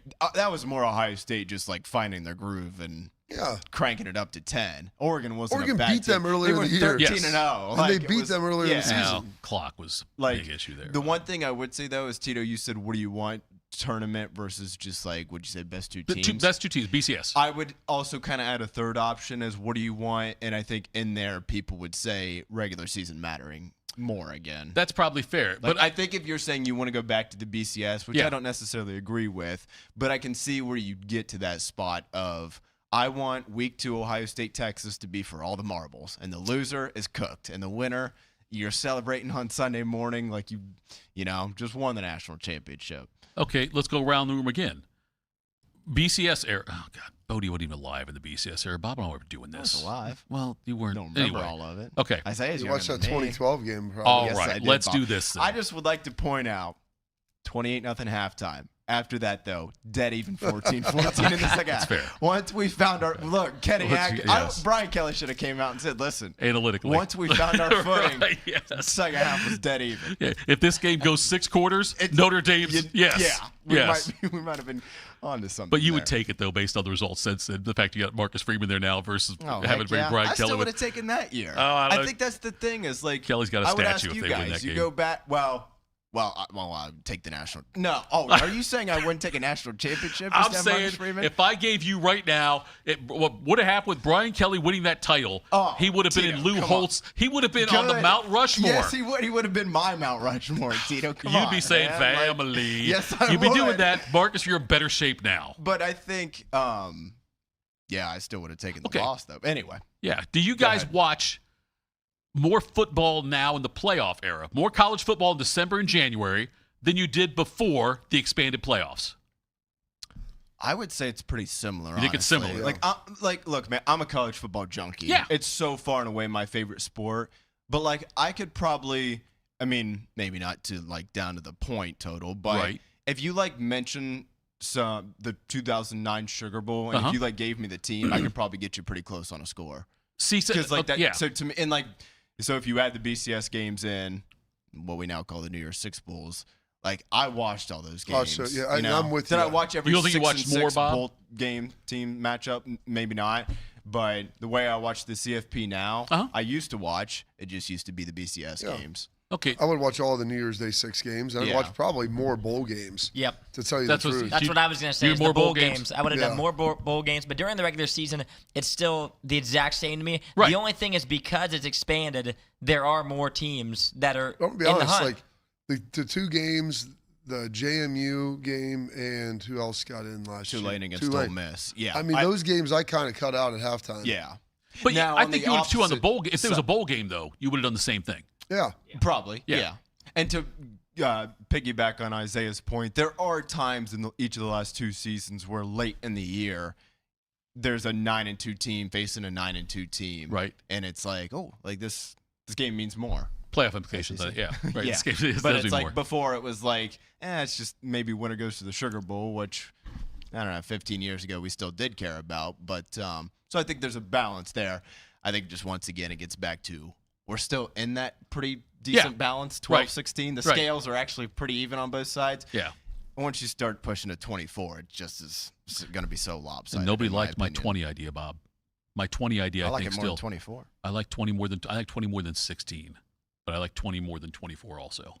But no one's going to pick up on that. But that should have been. I got to reach out to Cameron and ask him why that wasn't an option. He must not listen to the show because I pitched that a few weeks ago. All right, coming up next, the Browns did get rid of one of their defensive stars. One of them, though, says, I'm sticking around. That's next. Morning Juice. Do you need a bank that truly values local business in this town and the opportunity to work right alongside them as partners? Whether you're a small business or a large operation, Riverside Bank of Dublin has the right tools for the job. Riverside Bank of Dublin has the experience of working right here in Central Ohio. They understand the business climate in our area, and they're going to help you reach your goals. So whether you need an SBA loan to get your business off the ground, a line of credit to keep your business running smoothly, or equipment financing to get your business up to scale, Riverside Bank will tailor a solution that fits your needs. Visit them at riverside.bank or stop in to get to know them in person at 6300 France Road. Riverside Bank of Dublin, member FDIC, equal housing lender. I'm Brianna Albizu, traffic anchor for 10 TV News this morning. Columbus is quickly becoming my home, and this community has welcomed me with open arms. My mission is simple, to help you get to where you're going quickly and safely. Whether it's helping you beat the slowdown on 270 or giving you detours around major construction, we've got you covered. Because when your morning's on the move, so are we. Make the move to 10 TV News this morning, weekdays from 5 to 9, anywhere you watch. When you think of brands that are customer focused, one thing they all have in common is that their values and commitment to quality have been passed from one generation to the next. With 3 generations in the roofing industry, our family has built a reputation on honesty, transparency, and consistency. Our commitment to the customer will show through all of our team members as they make sure that every customer is completely satisfied. When it comes to your roofing needs, work with a company built around family. Call Newman Roofing today. Since 1969, Germain Toyota of Columbus has been delivering an exceptional experience to Central Ohio drivers.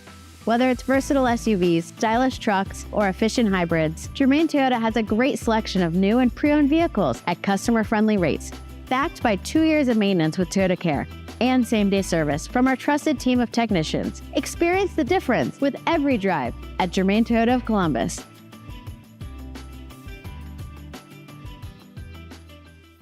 Delaware County Veteran Services is a county office that faithfully assists veterans of Delaware County. Although not the Department of Veterans Affairs, we help veterans and their dependents navigate through the process of applying for benefits administered by the VA, and we provide transportation to VA medical facilities. So if you're a military veteran or a spouse of a veteran, schedule your appointment today. A wide range of VA and local benefits may be available to you. Delaware County Veteran Services, conveniently located in the historic courthouse in Delaware. At QC Kinetics Columbus, patients find lasting joint pain relief.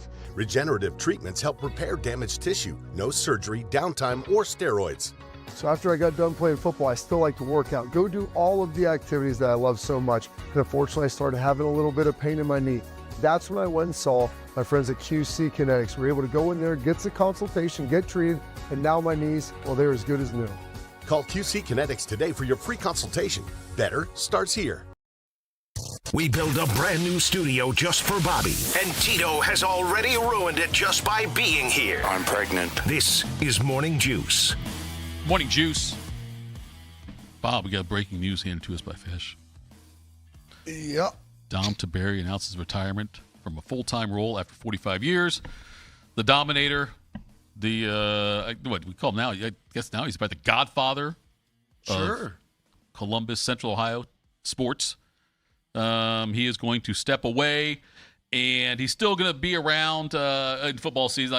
I made the joke that Tim May, he retired a few years back too, but come football season, you'll see him around, but he's just not going to be in the full-time role, not fully retiring.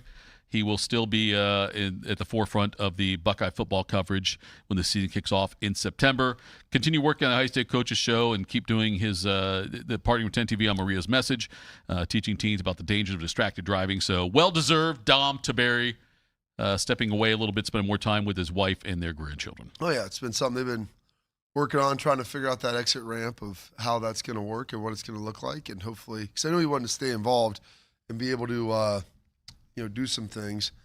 And I think he's going to be able to kind of thread that needle to be involved during football. But, it's really the other probably 7-8 months that he wants to relax and chill and spend some time with his lovely wife and with their 4 grandchildren. Denzel Ward said he definitely wants to stay with the Browns after the Myles Garrett trade. He had his inaugural celebrity softball game on Saturday. I definitely still want to be here, meaning the Browns, not the softball game, maybe both. Myles is a good friend of mine, a great teammate, but things aren't lost. It's Ohio against the world. So people could doubt us, but we're going out there still trying to play our best ball, meaning football, not the softball, and bring wins to the city. He said, it's a crazy trade, definitely a crazy trade. I believe that either you're with us or against us, and as you see, he's not with us. Ooh, crazy trade, but hey, that's the nature of the game. Sounds like Natalie Portman talking to Anakin right there. It did sound like that, Bob. That's a great point by you. I didn't think about that. Denzel Ward, a key part of this defense, and maybe a keyer part of the defense with Myles gone. But look, I appreciate the loyalty from that. Denzel, though, 3 years from now might have a different opinion if the Browns don't get better. Well, I mean, what's his opinion going to be? Like, I like Myles Garrett, and I wish he was still here. His opinion's going to be, it's not Ohio against the world. I want to go win a ring. I want to play for a Super Bowl title like Myles Garrett did, like Joe Thomas should have. And I don't know if it's great to say it now, but if they keep going on the path like of not competing, they should. Look, like I said, I like their offseason the last couple of years. I liked the Myles Garrett trade from them, but if they have a couple more years of mediocrity or less of mediocrity and they're not moving, they're staying still, I could see Ward wanting out at that point. Well, I mean, his contract will probably be up at that point, yep. So he'll probably be able to move on. And I don't know if he'd be forcing a trade or anything before that. The thing is, different than Myles Garrett, he's a Cleveland guy. Denzel Ward is a Cleveland native. Yeah, he is. So, he's an Ohio boy. He's an Ohio boy. He's a meteorologist. He's played his whole career here. So, him desiring to want out, like guys that are from here, they're generally a little more okay staying than other people who are from other areas. I also would say, too, as far as Cleveland goes, so obviously the biggest piece coming back, at least right now, for that Myles Garrett trade was Jared Verse, right? Yep. Sure.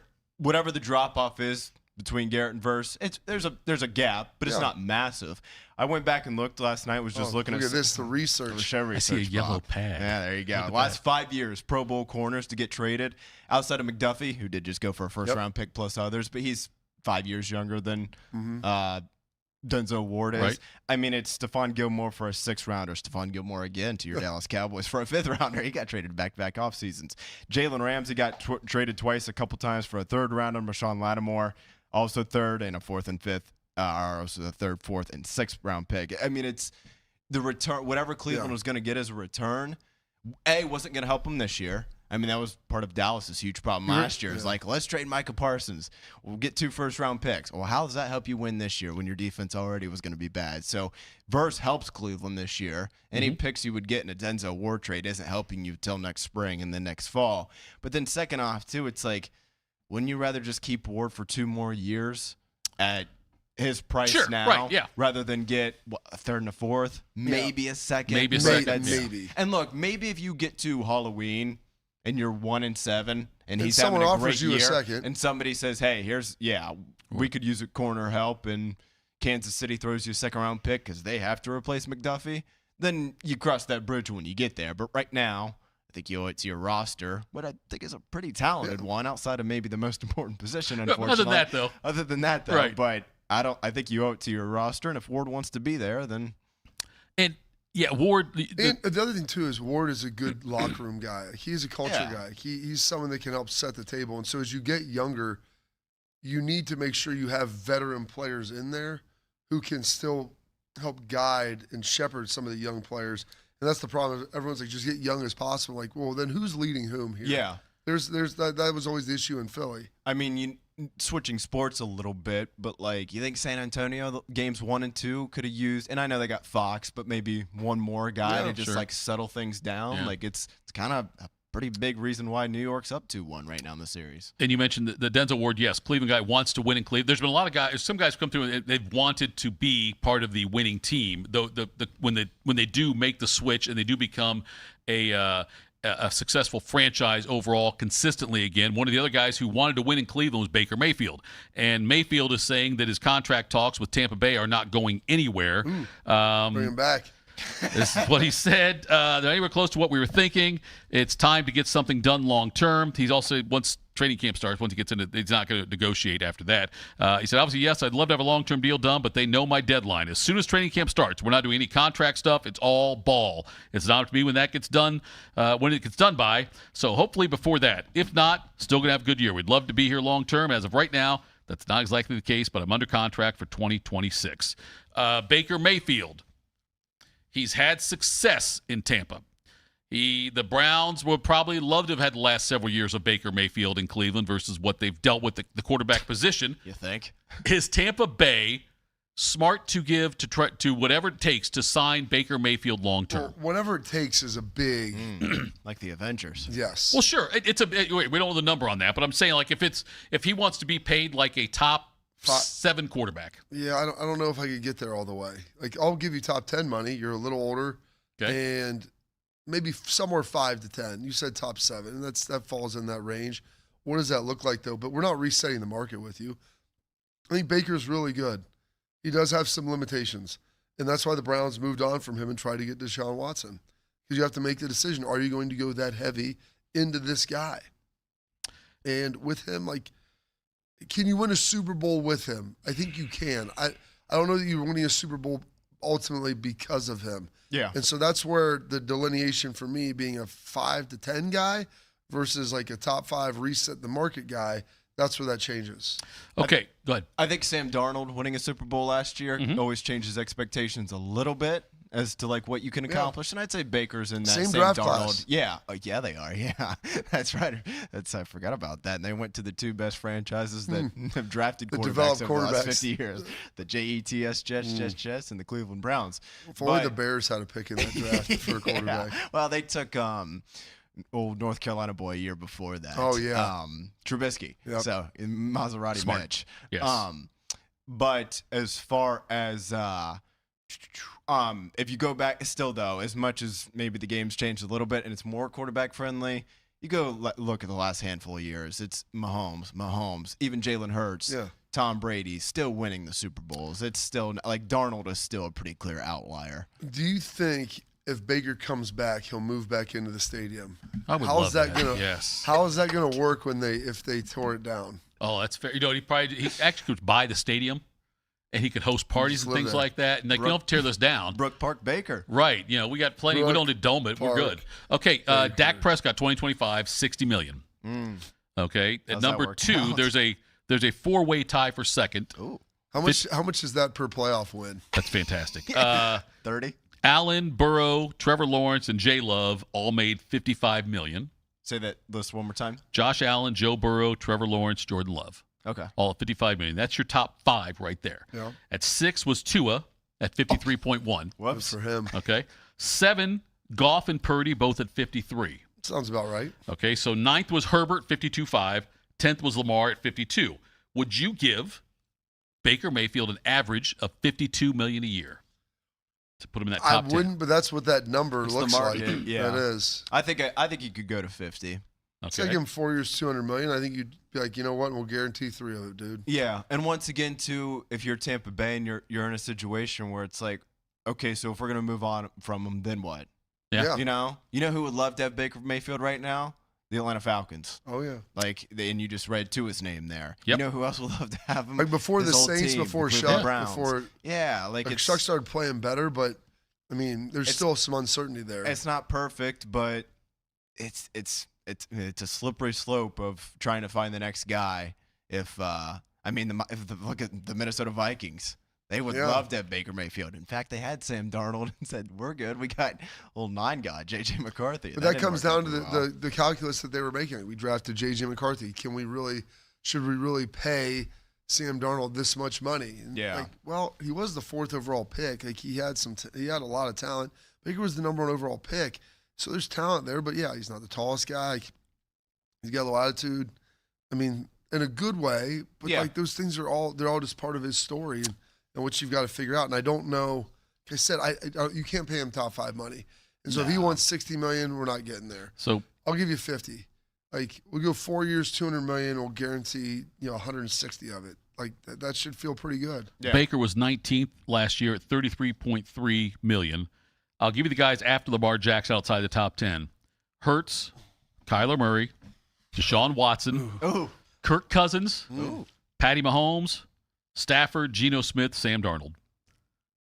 So that's your top 18 we just mentioned. Then Mayfield was 19th. You've got Deshaun Watson, Kyler Murray.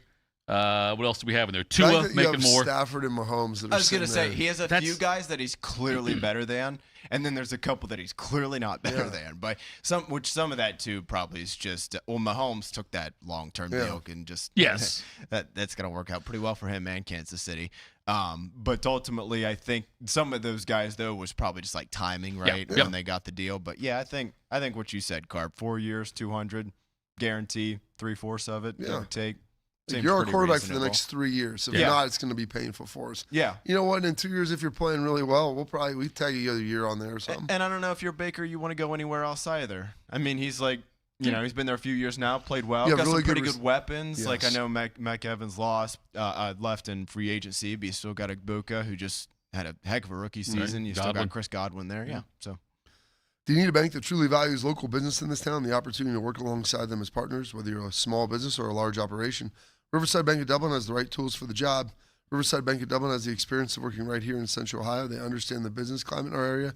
They're going to help you reach your goals. So whether you need an SBA loan to get your business off the ground, a line of credit to keep it running smoothly, or equipment financing to help get your business up to scale, Riverside Bank will tailor a solution that fits your needs. Visit them at riverside.bank or stop in to get to know them in person at 6300 France Road.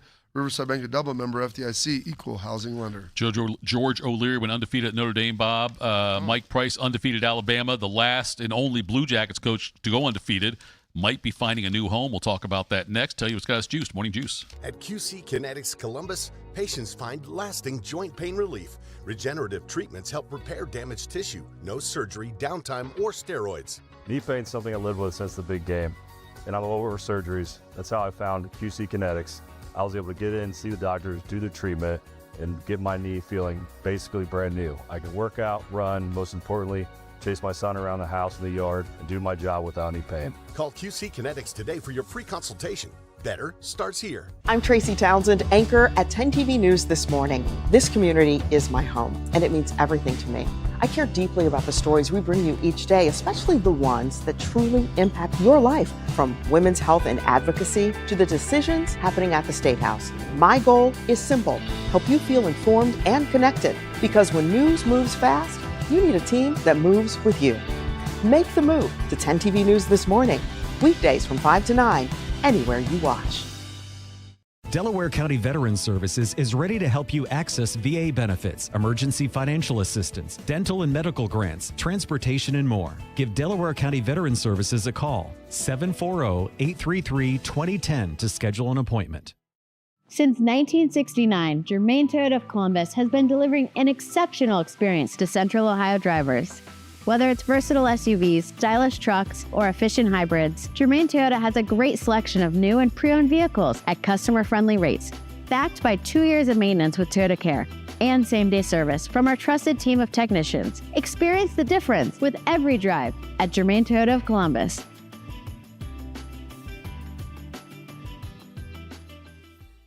What's the best way to make sure you don't miss any of your favorite fan shows? Oh no. Download the Fan app, silly. Ah, damn it, I knew that. App Store, Google Play, or just scream right at your phone. Psst, you can also listen to Buckeye games. Do it now. Do you need a bank that truly values local business in this town and the opportunity to work right alongside them as partners? Whether you're a small business or a large operation, Riverside Bank of Dublin has the right tools for the job. Riverside Bank of Dublin has the experience of working right here in Central Ohio. They understand the business climate in our area, and they're going to help you reach your goals. So whether you need an SBA loan to get your business off the ground, a line of credit to keep your business running smoothly, or equipment financing to get your business up to scale, Riverside Bank will tailor a solution that fits your needs. Visit them at riverside.bank or stop in to get to know them in person at 6300 France Road. Riverside Bank of Dublin, member FDIC, equal housing lender. We have a desire and passion for great customer service. Every detail is important to us. From your first phone call to the end of the project, Newman is here to help you every step of the way. We're here to educate you so you understand what's happening with your roof. We're in your corner to help you be confident in your decision. After all, when your name is on it, it just means more. We are Newman.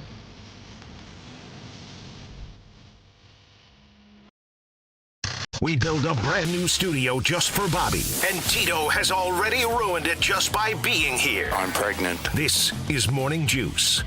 Morning Juice, final segment of the program. Thanks to all the chatters and YouTube. We appreciate the interaction there, as always.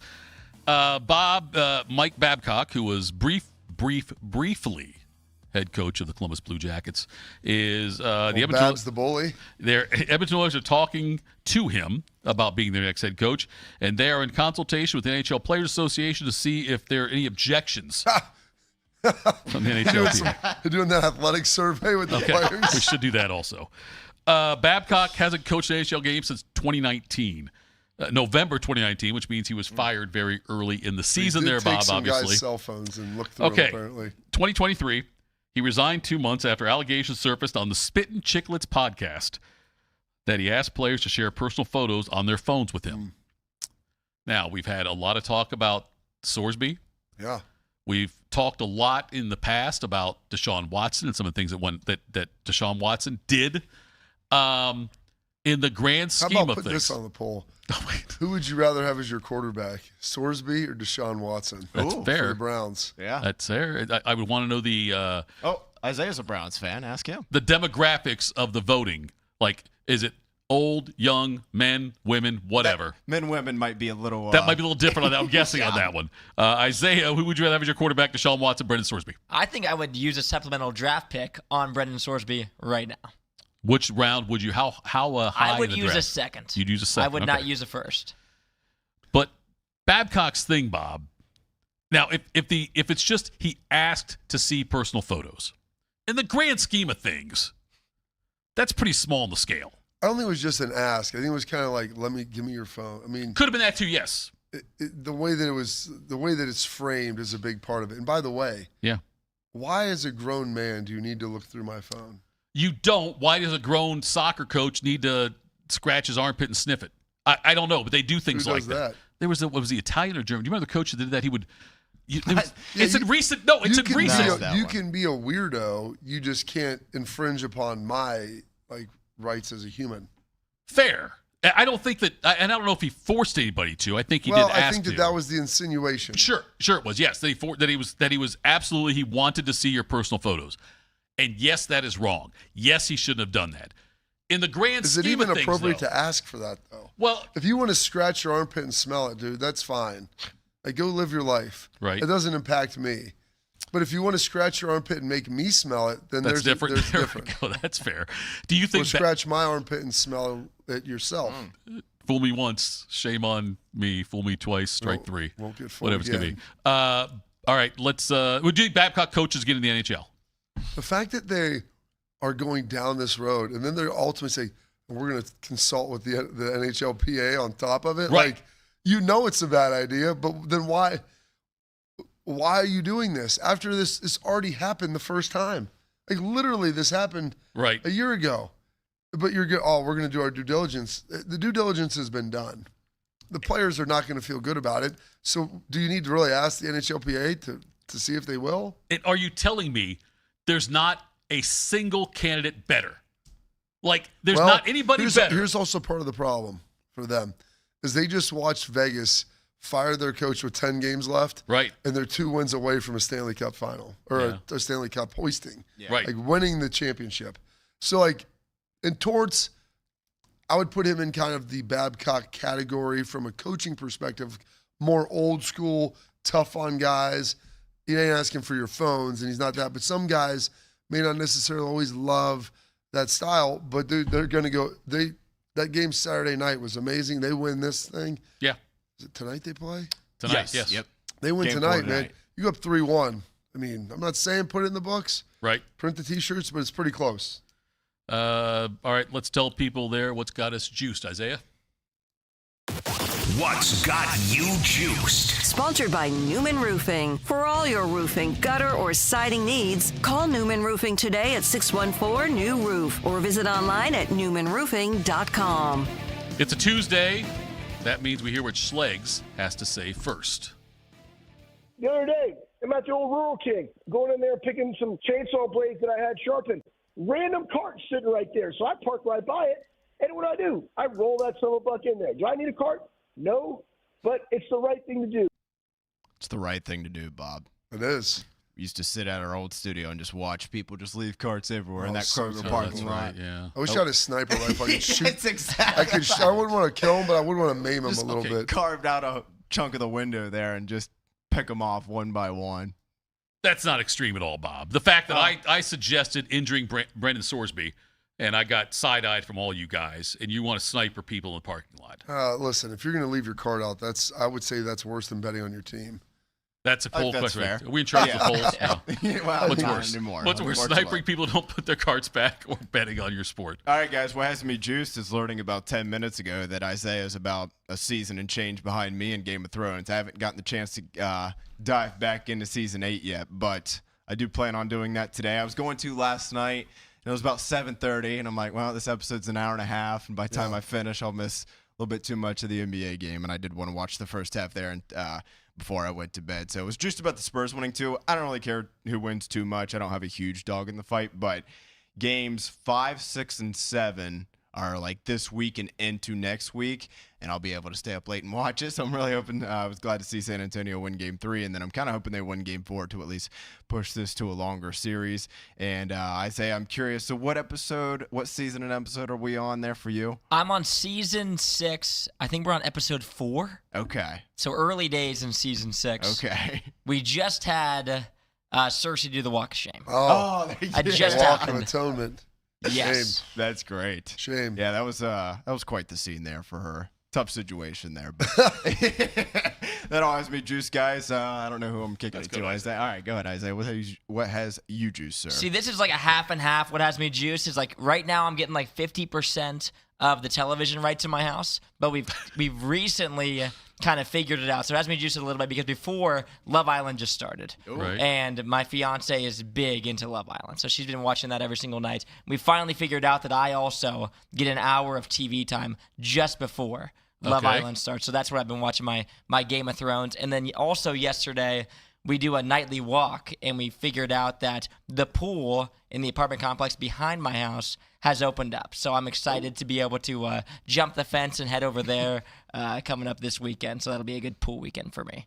Nice. Love it. Long weekend, took the Monday off. This is my first day back, so it feels good running downhill on a short week already. Oh, yeah. Trying to plan some stuff out. Busy June with all my kids and the sports stuff, and just trying to figure out how this is all going to work logistically for us and get the things done we need to ultimately get done. But my daughter, they ended up playing their final game of the season out Sunday at historic Crew Stadium. Ended up losing the state championship 9-8. Very tough one for them. Yeah, went down, battled back, went down again, battled back, and had a shot at the very end.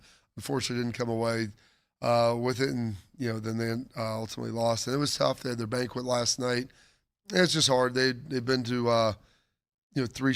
They won. The seniors won their freshman year. Lost the last 3 now in the finals. So bitter pill for them. And just as a dad, just watching that and being emotionally invested in it was long and hard. But got a chance to hang out with some of the parents, and you do the post-mortem on everything, look through it all, and have a couple cocktails during it, and try to recover then for the rest of the week. The team or just you? Well, the parents. parents. Okay. The parents. That's, yeah. Told to vacate any wins now. School's out of session, right? Yeah, school's done. Game. They've been done for a while, and so that's also part of now they're back into all their club stuff and everything this weekend. So we got all that going for us. That's a big part of it. And you know what? That's the highs and lows of sports. I said that's losing sucks. That's why winning feels that good. So that's the other side of it. Thitoff, what's got you juiced? First of all, the kudos to Bodie for saying listen like a normal person, not like Lou Holtz when he said listen there. He could have said it. He didn't do it. Let's see what's got me juiced. A couple things. First of all, Chris in the chat, who named one of his goats after me.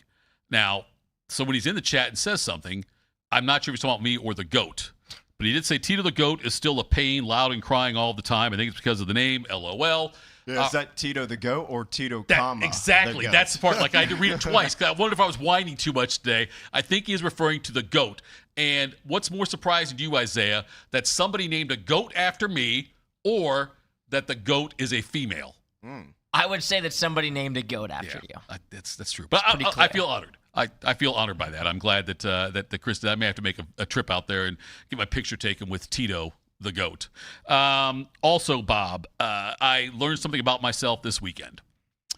At a friend's wedding, outdoor wedding, hotter than hell, which is fitting for a wedding, down like around the Athens area. Very humid. Yeah. It was at a 4:30 start. I mean, I was staring dead into the sun, sweating profusely. But I was talking to longtime friends of ours. But I was talking to I guess it would have been the sister of the bride, and she is 13. And I asked her what she's doing this summer, how things going, and stuff like that. You want to hang out? No. I did say, look, I did make that joke that I didn't recognize. I haven't seen her for a while. I was like, who is that? And I told my buddy, I said, I gave your daughter my phone number. And then she said, I've already got it. And I said, oh, this feels creepy. And it turns out it was his 13-year-old daughter. No, that's all. Anyway, what I found out, though, when I asked her what she's up to this summer, she showed me what she's doing. And like she's building stuff, a tree house, a wiffle ball field in their huge yard back there. Ooh. She's doing all this stuff. She's saving up for a power saw. And I realized this 13-year-old young lady is so much handier than I am around. Like, no one will buy me a power saw because I would absolutely lose fingers. If you give me a power saw and leave me alone for about an hour, you will come back. I will be able to compete in some of the other Olympics, not normal ones. Because I would lose something there. My grandfather, by the way, was very handy. Also did lose digits. Oh, I feel like most old dudes, they got like half of one finger somewhere. Sir in there. Devos. Yes. Is that a Game of Thrones reference? Yeah. Okay, just wanted to make sure I wasn't missing something else. But nonetheless, though, kudos to her for doing more already, building wise and fixing wise, than I've done in my entire 55 plus years on the planet, and she is just 13. So congratulations to her on that one. Does it have me juiced? It has me juiced that she does that. It does not have me juiced that she is more of a man than I am, which is what I run into a lot. Anyway, thank you, Isaiah, for all you did today. Am I going early? I guess it was 7:57, 30. Is that what you told me there, Bodie? Yeah, we got So I have to pontificate a little more? Yeah. What do we got coming up tomorrow? We got Austin Ward. Austin Ward tomorrow. Talking Buckeyes. We'll talk more Buckeyes. Betting. Yes, and betting. And which Ohio State football player do you think is most likely to bet on the team this fall? Yeah, that's a great one there. We can ask that question. I'm sure Bobby can give us some insight on that, on who would think the most one is. Other than but if you did a betting Mount Rushmore of Ohio State athletes, Art Schleicher is the godfather of that one. He would be at the front end of that one. I don't know if anybody else. Any allegations? Do we have any other allegations of gambling for Ohio State in the years? No. I mean, Art's the only one. Art Schleicher's the only one. Yeah. Yeah, I was trying to think about that. If there's any other allegations about that. But anyway, so thank you to all the chatters again for chiming in. There you go, Bodie, with my there we go. pontificate there to get 30 seconds. That was perfect. Folks, we are back tomorrow. Morning Juice.